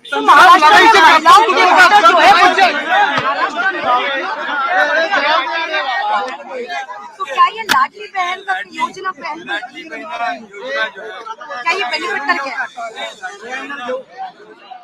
Well, Eknath Shinde answering the question on Aaditya Thackeray, saying they spent 2.5 years only laying blame, not doing work. We tried to answer not blame with blame or accusation with accusation, but with work. It's hard work that we've done, that it's paid, and there is no decision on who will be the chief minister. Very clearly saying, like we fought the elections together, we will sit together, let the results collate, let the results come true and settle. Then we will sit and discuss. He named Prime Minister Narendra Modi, Amit Shah, JP Nadda, and also the leaders of the three parties within the state, and said we will all sit together and we will decide the road ahead. But we will work with far more commitment and vigor for the people of Maharashtra because of this overwhelming mandate that's been handed to us. That's Eknath Shinde. So clearly there is no aspect of speaking out of turn here, Rohit. They're all Nalin, they're all saying we work together, we will sit together, and we'll decide. At the end of the day, the strike rate itself says it will be these three people. Now, who does what is what perhaps will change, Rohit and Nalin. Yes, it is time to be diplomatic now, and time to show some restraint, not make comments, etc., not attack anybody, not level any allegations or anything. Sit together and decide what they want to do, because they are wise politicians and they know 5 months down the line there is this big challenge of Mumbai Municipal Corporation. The BJP wants to capture the Mumbai Municipal Corporation. Example of Uddhav Thackeray, who did speak out after the 2019 Assembly election. There is no and way things went south after There's that. no way they'll get into any dispute publicly. Absolutely no disputes or anything, and the same team will continue. That's my guess. Nalin, does this augur well for the Mahayuti? Do you believe one of these two could actually try and play truant, walk to the other side, throw a tantrum if they don't get a chief minister, or perhaps it's far more settled within the NDA in terms of the arrangement? So we are carrying a headline on Money Control saying that Mahayuti is the new MVA. It is a Maha Victory Alliance. Maha Victory Alliance. Okay. So see, what this does is that it completely changes the power matrix, because while the BJP has been the single largest party, it was always dependent significantly on the other party. This one changes the game. 125 seats. BJP has never got this many seats. So this changes the balance in the politics of Hindutva itself within Maharashtra. And what Amit Shah and Narendra Modi tried in 2014, that is the culmination of this. We're seeing the culmination of that process now. But would you agree if one were to say that amongst the three performers, it's the BJP, and rightfully so, it should be Devendra Fadnavis, because the 2019 mandate was also for Fadnavis to be the chief minister. The BJP was the single largest party. They were the best performers. He's yielded. He's come back. He swallowed ignominy, and then he's also swallowed his pride. And at the behest of the PM, agreed to be DCM. He didn't want to be part of the government at all, but he was DCM. Do you think he should be the he chief has minister? waited patiently, and his time has come. I think it's and the BJP keeps things simple. This whole master stroke thing is not as common as people think. When the BJP knows that you don't have to rock the boat, you don't have to create controversy right now. You've just won big. Just do a smooth transition. Anyway, they have to do it in 2 days. This is the easiest way to do it. I mean, it'll be something really exceptional if they the point is that what happened in 2009 and all that kind of politics that came out of that was because, your single largest alliance broke. And the pre-poll alliance broke. People had voted for a particular alliance to be in power. Major constituent broke away. And then there were all these politics of opportunism. Now, this is a course correction that the people have offered. Yeah. And I said, we voted for these guys in the first place in 2019. We're voting again. Now, do the right thing. What happens with Ajit Pawar then? BJP prides itself in being very meritocratic. So, Fadnavis deserves his moment. What does it also do for Fadnavis in the larger context? He's close to the Sangh Parivar, he's close to Nagpur, he's seen as somebody who gels with them very well. So, in the larger context now, the BJP gets another leader at the national level. And he is not just, remember, this is not his only accomplishment. Yes. He actually led them in 2019 to a great showing. And in fact, it was in 2014 that the BJP did almost as well, of course, as this showing. But I do still believe, Nalin, that the BJP still has some work to do to become a pan-Maharashtra party. So while it has reached that number numerically close, but at 25%, I think is the vote share. So I think it still needs to be. So actually, I want to put some data on this question. Yes, the BJP's vote share is 25%, but that's also because it's fought in alliance, right? If you look at the regional breakup of Maharashtra, you will see that BJP is by far the most pan-Maharashtra party compared to everybody else. So let's look at the regions. If 1 second, my filters are stopped working. Well, we've got the numbers here in terms of the vote shares, and the counting is still in progress. 1985, the BJP's vote share was 7.25%. 1990, 10.71%. 1995, 12.8%. 1999, 14.54%. 2004, it dipped by a percentage, 13.67%. 2009 went up to 14.02. 2014, 27.81% when they got 122 seats. 2019, it dipped to 25.75%. Right now, it's 25.08% and it's still counting. So the counting is still going on. Anand, but we must say that they're fighting in far lesser number of seats compared to 2014. Anand, I want to put some regional figures here. In the Konkan region, NDA is 28. The NDA alliance is 15. In Marathwada, it's a complete sweep by the NDA alliance. It's 28-15. You go down to Mumbai Thane belt, and you will see that the NDA alliance is 37, and the other alliance is 17. Let's go to the next one. But when you are in a sort of a fight where you have the backing of, when you're seat sharing, you also have the backing of other parties. So you can't discount that. Sure. I think the BJP realizes that, look, it is on its way. It has a little bit to go. No, I think the difference between Lok Sabha and this is also in the Lok Sabha. I mean, I think Nistula was making this point earlier that the vote did not transfer. This is clear evidence that the vote did transfer. The BJP vote did transfer to both Shinde Sena and to NCP and vice versa also. Ajit Pawar's vote was transferred. Fadnavis's mother is speaking. Just going across to that. तो खूपच ठाम आहे स्वतः सगळ्या बाबतीत. नव्या युगातला अभिमन्यू असा प्रचार होत होता. तुम्हाला आता विश्वास झालेला तुमचा मुलगा अभिमन्यू? बिलकुल बिलकुल 100% अभिमन्यू. अरे बापरे, हिंदी आज जो रिजल्ट आए हैं, आपकी पहली प्रतिक्रिया क्या है? आप किस तरीके से खुशी जता रहे हैं? मुझे बहुत खुशी हुई है। मुझे कॉन्फिडेंस भी था, लेकिन जब तक रिजल्ट नहीं आते तब तक कॉन्फिडेंस में कोई मतलब नहीं रहता। रिजल्ट आ गया, उसके बाद में मेरा कॉन्फिडेंस सच हो गया। इसकी मुझे बहुत खुशी है। माता जी, आप चाहते हैं कि दोबारा से वो मुख्यमंत्री बने? दोबारा से ही तो बन गए हैं, अभी दोबारा से ही बन गए हैं। अब अगले 5 साल का देखेंगे क्या है। जो मेहनत देवेंद्र जी ने अगले 5 साल में उनको ले भी जाएंगे उधर दिल्ली। अपने को क्या मन, मुझे तो उसको भी मुंबई में ही रहना है और मुझे भी महाराष्ट्र में ही रहना है। दिल्ली का अगर मौका मिलता है तो उनको जाना चाहिए बड़े पद पर। अब वो नहीं, अभी तो मैं नहीं बता सकती। किस तरीके की मेहनत आपने देखी उनकी? अरे 24/7, कुछ भी नहीं, घर में नहीं, कहीं नहीं, खाना नहीं, पीना नहीं, कुछ भी नहीं, बिल्कुल।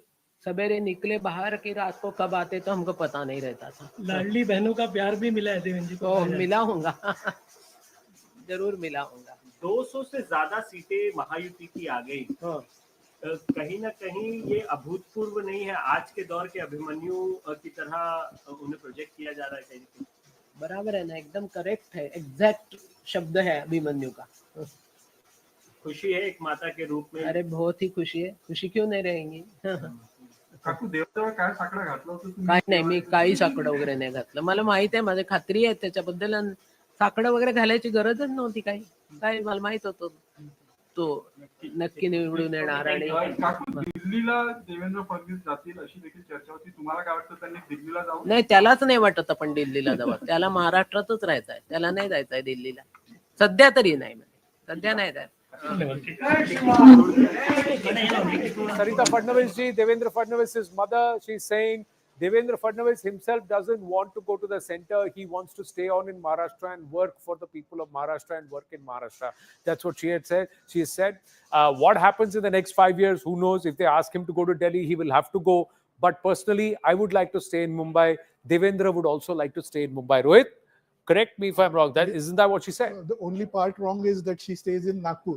Nagpur. That's she stays in Nagpur. She wants to stay in Nagpur. In fact, I had written in Free Press Journal sometime back a story saying that Devendra Fadnavis was seriously considered to move to Delhi by BJP leadership, and they were asking him if he wants to take over as BJP national president. That was FPJ exclusive that I filed sometime back. Of course, it was a possibility. No decision happened. Some discussion is still on that front. That discussion was halted because of Maharashtra elections. There is a possibility that in the future he might go to Delhi, be part of central leadership. But right now it looks like he'll take over as Chief Minister of Maharashtra. Maharashtra right now, because the stability factor is all important. Let's quickly go across and get an update from Griha at the live result hub, some key races in Maharashtra and also an update on Jharkhand. Yes, Griha. Yes, Anand, we have some wins that have been called by our network here. We are getting 4 wins, and I would just by and by tell you, Zaka, the number is 193. Raigarh, Shri Vardhan, you have Aditya Thackeray from the NCP. She has won. Then there is one more NCP candidate from Pune, 204, Marvel. Sunil Shelke, he has won. And 2 more victories, one of Bharatiya Janata Party, 262, Satara. We have Shivendra Raja Bhosle, who is one from BJP, and from Thane, we are getting the Shinde Sena's Shantaram More, who has won 134. So it's 193, 134, 262, and 204. 2 NCP victories, 1 BJP, 1 Shiv Sena victory, and also an important update, Anand, from as far as Nana Patole of the Congress is concerned. It's very, very tricky. What we are learning is that he's just leading by 546 votes. That's how less the margin of votes are there. So Nana Patole leading only by 546 votes. Can you walk across to the Jharkhand hub and get us an update? Is Rajesh around? What's the story in Jharkhand? How many rounds of counting? How many are rounds these of results counting in settling Jharkhand? now? Okay, just give us an update from the Jharkhand. Can you give me the rounds that have been counted? जगहों पे कोई 5 round हो गए, कहीं कहीं तो 11 round भी हो गए हैं। हाँ, तो ऐसे अलग अलग विधानसभा में अलग अलग राउंडिंग हो रही है, तो ऐसे एक डेटा नहीं दे सकते कि पूरा। हाँ। All right, so we will get you an update from Jharkhand in just a bit, because we are the numbers are slowly trickling in, but the victory. So this is where it's buzzing, Anand. the Maharashtra, wing over here, where the winner announcement has begun to happen. So all eyes are here, right here on this And desk. behind you, I think we have got one of our partner channels or sister channels talking to Brajesh Singh. So you should get him on Jharkhand. Moment he is a little free, I'll swing back to you in a bit. 214 leads for the NDA, 125 for the BJP. Posters are out for Devendra Fadnavis. Mukhyamantri Devendra Bhau Fadnavis. Raju Raje Patil also one who's put up that poster. We check where it has come. These are celebrations from the Ajit Pawar camp. You can see the Ghadi symbol being waved. Clearly, a lot of points. Those shots were from Vashim. Devendra Fadnavis pictures were from Vashim. This is Shrikant Shinde being fed sweets. This is the Eknath Shinde camp that is celebrating. So Mahayuti, huge celebrations all over. Thoughts on Jharkhand? Gentlemen, can we just quickly get thoughts on Jharkhand? JMM plus Congress. Will Congress say, oh, we beat you in Jharkhand? 50 is where the alliance is leading, the India alliance, of which 28 are JMM, 15 to Congress. I think Congress was contesting 30 seats, if I'm not mistaken. So they've dropped one. The JMM has dropped two. The RJD and the CPIML, interestingly, the RJD has gained 4. So they had only 1 last time. They now have 5 MLAs. And the CPIML has gained 1. They had only 1, so they now have 2. So the allies are sort of compensating for the losses of the JMM and the Congress. As far as the BJP and the NDA is concerned, I think it's the allies that's pulling them down. It's the BJP that's gained 2. The AJSU has lost 1. The JDU has gained 1. And the LJP, of course, is not leading in any seats. So the NDA at 29, the India Alliance at 50. Again, because Jharkhand is a state which is tribal, remote parts, etc., it might take some more time for it to settle down. But as of now, it is looking like Hemant Soren will come back as Chief Minister. And some of you were talking about it, this whole business about, imprisoning the only tribal. At that time, he was the only tribal Chief Minister in the country. That seemed to have worked. And of course, again, their version of Ladki Behna, Nistula. Absolutely. This is a election for redemption for Hemant Soren as well. And, the guy he put in place to hold as a placeholder, BJP took him away and things like that. He has taken the right lessons, I think, from the Lok Sabha election. He saw that the tribal seats did not go with the BJP. He took that as a starting point for himself. There was a whole narrative around, hurt feelings and being persecuted as a tribal, as a marginalized community person. And that seems to have worked with the people. The BJP on its part should have done a more micro campaign and management. They always had trouble with the leadership that they were projecting. There is a difference. There is a distinction between tribals and Dikkus. Dikkus are non-tribals. There is always that tension and anxiety there in relationships. So earlier they had a Dikku chief minister who was Raghubar Das, who was, then dispatched off. But bringing in old hand Babulal Marandi, then, that didn't help. Arjun Munda lost his election. So the leadership situation there was not comparable to the JMM in that place. So what they got as an overarching issue was this Ghuspetiye and Bangladeshis and Rohingyas, etc. That just didn't land in the face of this. But of course, Rahul, if one jailed chief minister has used sympathy to come back, what does that mean for the other jailed chief minister? In a couple of months, you're going to have Delhi. Look, I'll just take you back to an incident. Lok Sabha, and I know two elections are very different. Issues are also different. But remember what Mr. Kejriwal said when he came out of jail then, and he was allowed to sort of campaign. He said, look, Delhi, please punish these people for jailing me. And Delhi voted the other way, 7-0 to the BJP. Now you have a situation where once again, he has come out and he has made it about Revri. He said, Revri pe charcha. He's come back now to bread and butter issues. He's realized that the emotional card may or may not work.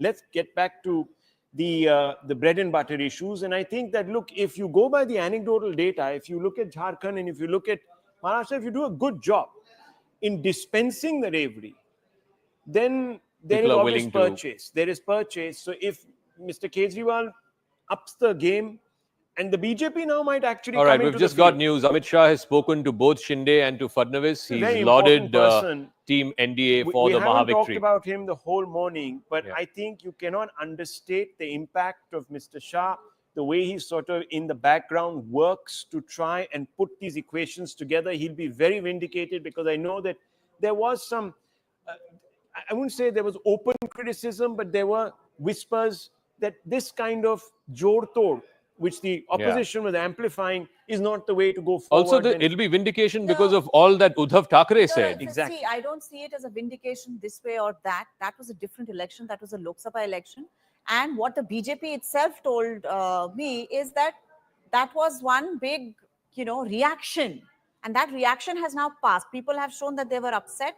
Now we are coming in with a different message and trying to kind of do a course correction. So that disgust was there among the people for that kind of jod-tod kind of politics. But in 2019, that had one iteration of anger. It wasn't going to happen again. No, in 2019, after having voted for BJP and Shiv Sena, United Shiv Sena, Uddhav Thackeray said, look, I was promised this and X and Y and Z, and there was a lot of name calling. Yes. I mean, he even went to the extent of saying, Amit Shah came to Matoshri and promised me the Chief Minister's chair.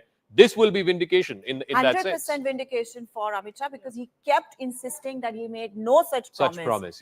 Yes, he made no such promise. I think in the larger, grander scheme of things, while the BJP will be encouraged by bringing up this fresh crop of leaders that can, of course, transform the governance in states, etc., and they have invested in a lot of young leaders, I think Amit Shah must take the credit, really, at the end of the day for being. All right, these are the latest shots. Devendra Fadnavis putting a shawl around Bhupendra Yadav, the minister, and who was the general secretary, I think, in charge for the campaign, the BJP's campaign. Mr. Ashwini Vaishnav. Yeah, him and Mr. Ashwini Vaishnav were the two people who were given in charge of leading the campaign. Rohit, so Bhupendra Yadav has got a great track record, by the way. I think he was in charge in Madhya Pradesh as well, wasn't he? Yeah. Where Shivraj Chauhan. Yes, he was. And the same two people were. He's been in charge in Maharashtra for quite a long time. I remember meeting him in 2019 also. And he's been traveling, staying in Maharashtra for long durations. He's been meeting Karyakartas. And I think the basic thing this time was to charge up the Karyakartas, which I think in their view did not happen to the extent that it should have happened during the Lok Sabha polls. The gap between MVA votes and BJP-led alliance votes, like we mentioned some time back, was very small, just 0.6%. And the challenge was to fill that and maybe go a little further. So there was mobilization. Which I think Bhupendra Yadav has done very well. I want to add to this that one of the big backstories of this election is also Ashwini Vaishnav. Because Bhupendra Yadav, there are many BJP apparatus in the back who are known to be ground organizers. Ashwini Vaishnav was a confidant of the Prime Minister, very important minister, holds important portfolios, but he's played a very strong role in the organization of this election at the ground level. And he's really come into his own as an election strategist, I think, along with Bhupendra Yadav in working with Amit Shah on the top. Yeah, I think this sort of group that Mr. Amit Shah sort of constituted, and the way they sort of approach elections, very corporatized sort of manner in which they get into elections, I think this has now become part really of the machinery. Yeah, just give me 1 second. Payal is also joining us. I think she has information about Mr. Shah speaking to both Devendra Fadnavis and to Mr. Shinde, and I believe also to Ajit Pawar. Already we are seeing chatter, open posters, and BJP leaders saying that Fadnavis should be made chief minister. What are you picking up, Payal? Well, Amit Shah has been keeping a very, very close watch. He's the one who's actually put all of them together, kept them all together as well, and that's why he's spoken to each one of them, congratulated them on the proposed win of the Mahayuti, which looks like a huge swing in their favor as well. But what happens in the chief ministerial post? Obviously, those questions were not answered. Be answered on the phone, and that's the reason, then observer will be sent tomorrow, what we given to understand, Zaka. All right. We already have, and Rohit can maybe weigh in on this before I come to you, Nistula, Chitra Wagh of the BJP, who is asking for Fadnavis to be made chief minister, Prasad Lad, Girish Mahajan, Sanjay Kute. I don't know these names, Rohit. I presume you do. So tell us, are these Fadnavis camp people? Because they've all come out and openly said that he should be made the next chief minister. These are BJP people who, some of them migrated to the BJP under Fadnavis's leadership. He was the one who coordinated their entry. For instance, Chitra Wagh was with NCP. She joined the BJP recently, etc. The point here is, I think the main difference between Congress party and BJP in Maharashtra seems to be that there is no dispute about who the top leader is inside the BJP in Maharashtra. All these leaders, that's the wider picture that I want to give you, is all these leaders, whether it is Chandrasekhar Bawankure, whether it is any of these, Girish Mahajan and all other top leaders, they openly admit and they work under Devendra Fadnavis's leadership. They admit that Fadnavis is the undisputed leader. By the way, he's just tweeted, Fadnavis, his first tweet just 30 seconds ago. Guess what he has tweeted? Ek hai to safe hai, Modi hai to mumkin hai. Hashtag Maharashtra. Yes. So that's what keeps your chances. Best chances is to stay neutral. He's one of the most. He's very different. When you said that there'll be another face of the BJP in the country, he's very, very different in personality from a Yogi Adityanath. I mean, you know, he is a trusted, like RSS person, BJP person. Asked to step back, he'll step back. Become deputy CM, he'll become deputy CM. Become CM, he'll become CM. He's exactly the kind of guy the PM likes. Yeah. So I would not be surprised at all. And one of the reasons why it's sort of reiterating the ek hai to safe hai is because he's the one who came up with, you know, jihad, the vote jihad. He said, look, this is happening in Maharashtra. We need to stay alert. Rohit, sorry. Yes, I was just saying that on the other side, Congress, the main rival, there is a lot of dispute among top leaders about who's the leader. There's Prithviraj Chauhan, there is Nana Patole, there is several others who don't really like to work under anybody, and they refer everything to Rahul Gandhi in Delhi, or they want to refer to Delhi for everything. So that difference, I think, is today very evident, that the BJP will unite and say Devendra Fadnavis is our leader and he should become the chief minister. Yeah, I think, look, at the end of the day, meritocracy runs. Now, this is the difference. So someone made the point. I want to make a point, and I want to go back to 2017 of the Gujarat elections, where BJP couldn't hit 100 figure. That's right. And the Congress lost that election. BJP still managed to form the government, and then, of course, they went to towns touting something called a moral victory. So we didn't get an electoral victory, we got a moral victory.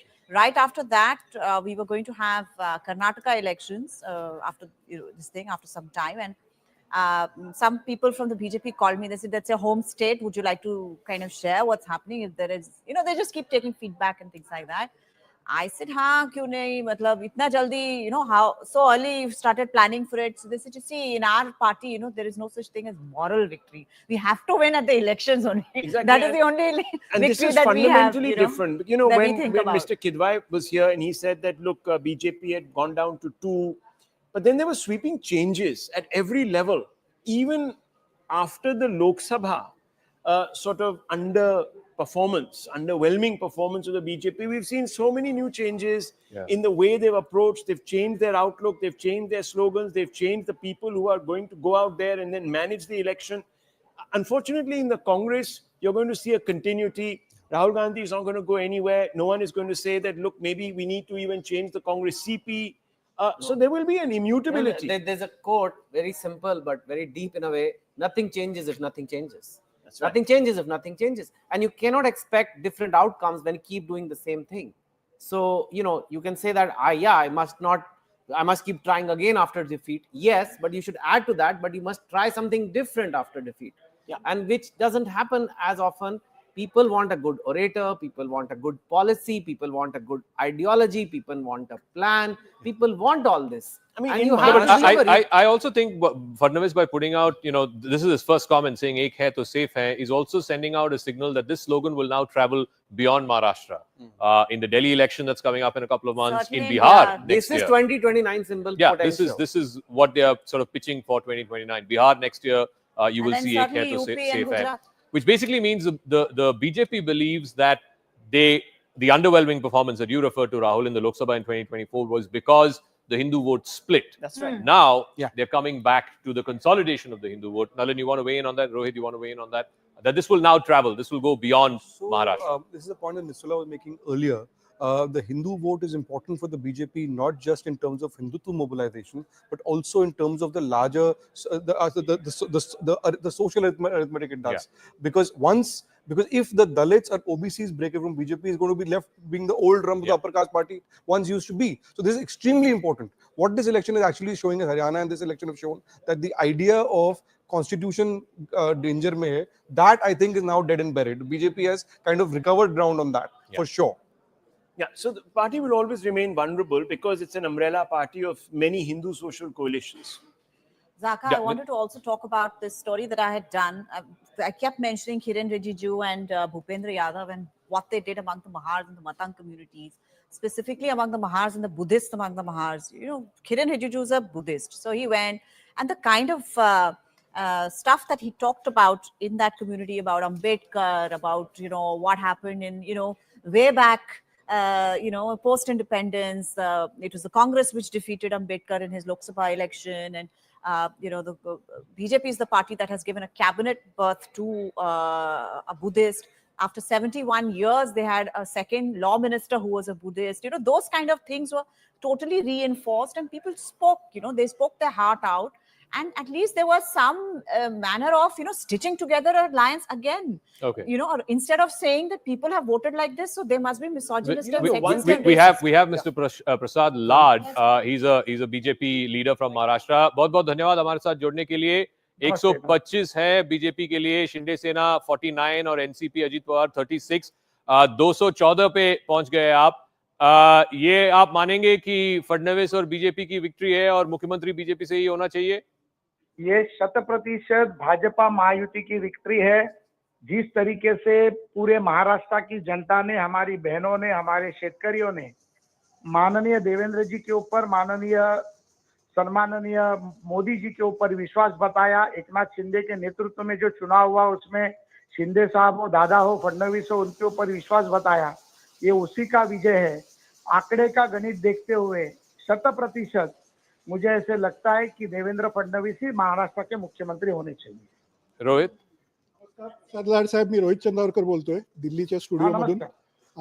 तुम्ही हे म्हणताय की देवेंद्र फडणवीस मुख्यमंत्री व्हावेत अशी तुमची इच्छा आहे. संसदीय दलाची मीटिंग ऑफिशियली कधी होणार? When will the parliament? संसदीय दलाची मीटिंग माझ्या मध्ये उद्या सकाळी होईल. आता आज सर्व आमदारांना आम्ही पुन्हा यासाठी आज सगळे सर्टिफिकेट घेऊन यावं अशी सगळ्यांना विनंती केली आहे. त्यामुळे उद्या सर्व आमदार येतील, संसदीय दलाची बैठक होईल. पण एक भाजपाचा कार्यकर्ता, पदाधिकारी, आमदार म्हणून माझ्या पक्षाचा नेता हा मुख्यमंत्री झाला पाहिजे. आणि ते गणित देखील सांगतंय 130च्या आसपास भारतीय जनता पार्टीचे आमदार विजय झालेले आहेत. त्यामुळे मला वाटतं की भाजपाचा आमदार म्हणून माझी ही मागणी आहे. महायुतीच्या बाबतीत महायुती जो निर्णय घेईल तो आम्हाला मान्य असेल. तिन्ही नेते मिळून माननीय अमितभाई आणि माननीय पंतप्रधान जो निर्णय घेतील तो आम्हाला मान्य राहील. परंतु एक भाजपाचा आमदार म्हणून देवेंद्र फडणवीस मुख्यमंत्री झाले पाहिजेत ही भाजपाच्या कार्यकर्त्यांची इच्छा है. और आपके गवर्नमेंट में एकनाथ शिंदे और अजीत पवार इनकी क्या पोजीशन होगी, क्या कुछ आप बता सकते हैं अभी? 100% सबका सम्मान होगा, सभी लोग साथ में रहेंगे और सरकार भी महायुति की ही होगी. तो क्या आने वाले गवर्नमेंट में भी 2 उप मुख्यमंत्री होंगे, ऐसा कुछ आप बता सकते हैं? अभी इस बारे में कल ही बात करना उचित होगा, लेकिन जो भी होगा वो महायुति के साथ ही होगा. महायुति साथ में होगी और जीतेंगे. All right. बहुत धन्यवाद Prasad Lad ji. So he's saying in no uncertain terms that he believes that Fadnavis should be the chief minister. Is that right, Rohit? Did I get that right? He's saying that Devendra Fadnavis will be chief minister. We all want him to be the chief minister. Of course, the prime minister and Delhi leadership of the BJP, central leadership will take official decision on this. He's saying that the parliamentary board of the party, his party, will meet soon. In the assembly, they are getting their certificates today evening or tomorrow morning of winning, and all MLAs will gather in Mumbai and do the official. So Rahul, I think there is now this sort of chorus building up for Fadnavis. You can't ignore the fact that someone has carried burden of both the victories and the losses and the splits, etc., on their shoulder. But I just also why want not? us. I mean, the question is why not? Yeah, why not? There has to be at least one reason why not to make him. What are you gaining? And this Maharashtra has form when it comes to all this. Okay, in 2004, Sushil Kumar Shinde was the chief minister when the state went into elections right after the UPA government came to power, and when they won. NCP got slightly more than Congress. First, there was a fight about who's going to be chief minister. Congress prevailed. And Vilas Rao Deshmukh was then made chief minister. Sushil Kumar Shinde was not. Because that entire Maratha upsurge was there and they felt they could not disappoint the Maratha community. I mean, interesting because I think from the area that Mr. Fadnavis hails, they've already had 4 CMs been sent to, Mantralaya. But, let's also look a little further afield at some of the by-elections. And I think that the big winners there, it appears to me, again, the BJP in Bihar, at least at last count, was 4-0 up. Now, that's important because Lalu and Tejasvi, of course, were really on some sort of a role there, according to. And Bihar goes to polls next year. Absolutely. So, that has implications. Bengal. Akhilesh, I think it's 7-2 still, 7-2. if I'm not mistaken. That'll be seen as a bit of a drop, for Akhilesh. He prevailed upon the Congress to back out of a couple of contests. He ensured that his party would stake claim to those seats. So he really pioneered and piloted that particular fight there in Uttar Pradesh, not coming out right for him there. Rahul Gandhi, of course, in Karnataka, and I'm also told in Palakkad, in Kerala, you have a BJP lead. There was a BJP lead. I believe it's gone back to the UDF. Okay, so that remains. But, we also should look at some of these other elections. Mamata Banerjee continues. Her bastion impregnable completely. 6 on 6 once again, despite the controversy, the protests, etc. Okay. Mr. Naresh Maske is the Shiv Sena MP from Thane. He's now joining us on the phone line. Maske साहब बहुत-बहुत धन्यवाद. ये तो बड़ी जीत हुई है महायुति की, लेकिन अभी हमें एक बीजेपी वीपी मिले जो कह रहे हैं कि 125-126 है बीजेपी के, तो मुख्यमंत्री देवेंद्र फडणवीस होना चाहिए. आप क्या कहेंगे इसके बारे में? देखो, मुख्यमंत्री कौन होगा उसका निर्णय महायुति का नेता लोग लेंगे. मैं एक ट्यूशन का कार्यकर्ता हूँ. मैंने पार्टी के लीडर एकनाथ शिंदे साहब है, उनके नेतृत्व में महाराष्ट्र के चुनाव लड़े हैं हम लोग. तो मुझे लगता है कि एकनाथ शिंदे साहब मुख्यमंत्री होना चाहिए, लेकिन निर्णय है महायुति के नेता लोग लेंगे. महायुति के नेता लोग निर्णय लेंगे. तो इसमें क्या आपके पार्टी को कोई आपत्ति होगी अगर मुख्यमंत्री बीजेपी से होंगे तो? देखो, महायुति हमें कुछ भी आपत्ति नहीं होगी. महायुति के नेता लोग निर्णय लेंगे, लेकिन मुझे लगता है, मैं पार्टी का कार्यकर्ता हूँ, हमारा नेता मुख्यमंत्री होना चाहिए. Okay, all right, Mr. Maske, we'll leave it at that. Thank you very much. So that is an MP from the Shinde Sena saying that he expects that Shinde will continue as Chief Minister. But I think the numbers bear itself out. The BJP fought in 152, they've got 126. That's a strike rate of 85%, close to 90%. Shinde Sena, 49 seats, substantially less. Of course, they also fought substantially less. They fought in, I think, about 80-odd seats. So that's 5/8. The NCP, Ajit Pawar, also very, very good strike rate. 36 out of the 52 that he contested in. Definitely much better than what it was in the Lok Sabha election, where he won just 1 MP out of 4 that they contested in. So clearly, now for the BJP, I think on the back of the sheer number, 126, as well as their strike rate, they are now going to lay claim. And you're going to see, Rohit, you heard Mr. Lad and others from within the BJP now sort of making up this chorus that Devendra Fadnavis should be brought back as Chief Minister. And to the point that Nistula was making about this Maratha factor, we saw the Maratha seats. In the 90-odd Maratha seats, it's the BJP that's done well. It's done phenomenally well, including in Marathwada. That's correct. In fact, before the elections, we were discussing who the Chief Minister's face will be if BJP-led alliance gets a majority. And we didn't perhaps anticipate that BJP would do so well. And we thought that a non-Brahmin face, which is a Maratha face, maybe somebody like Vinod Tawde, could be brought in by the BJP if they want to run an alliance with their Chief Minister. But now with the kind of majority that they have got, and now with the Maratha agitation not really an issue as far as these elections are concerned, it looks like there is no problem with installing Devendra Fadnavis there in Mumbai as BJP. I need to take a quick break, but before I take that, look at the Maratha dominant seats. 89, NDA 171.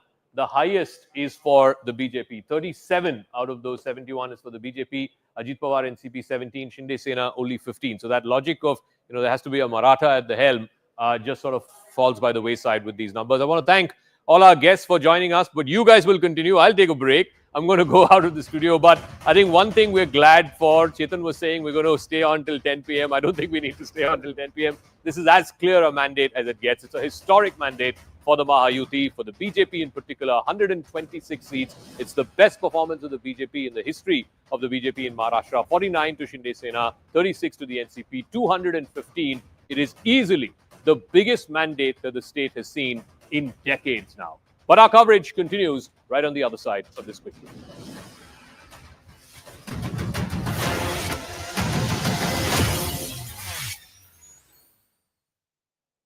ते 125-127 के आंकड़े को छूती हुई दिखाई दे रही है।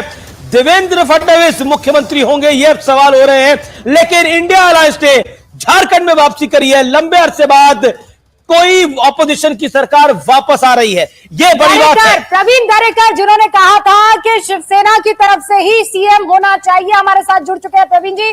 अभी भी इस बात पर टिके हुए हैं, सबसे बड़ी पार्टी तो भारतीय जनता पार्टी है, ऐतिहासिक नंबर लेकर आई है, देवेंद्र फडणवीस क्यों नहीं सीएम?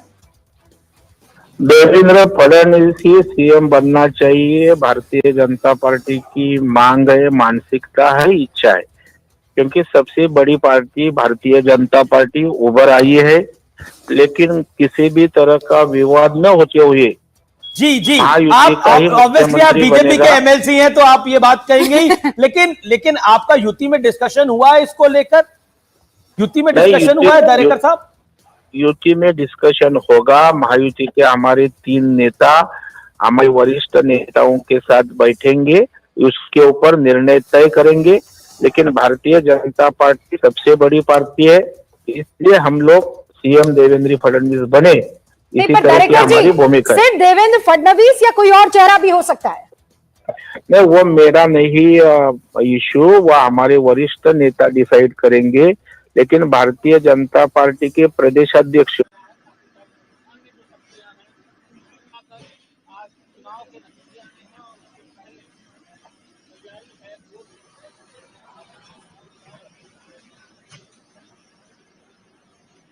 फडणवीस जो है वो मुख्यमंत्री बने, इसमें कोई दो राय नहीं है। लेकिन सूत्रों के वाले से बहुत बड़ी खबर है कि अमित शाह ने कुछ देर पहले देवेंद्र फडणवीस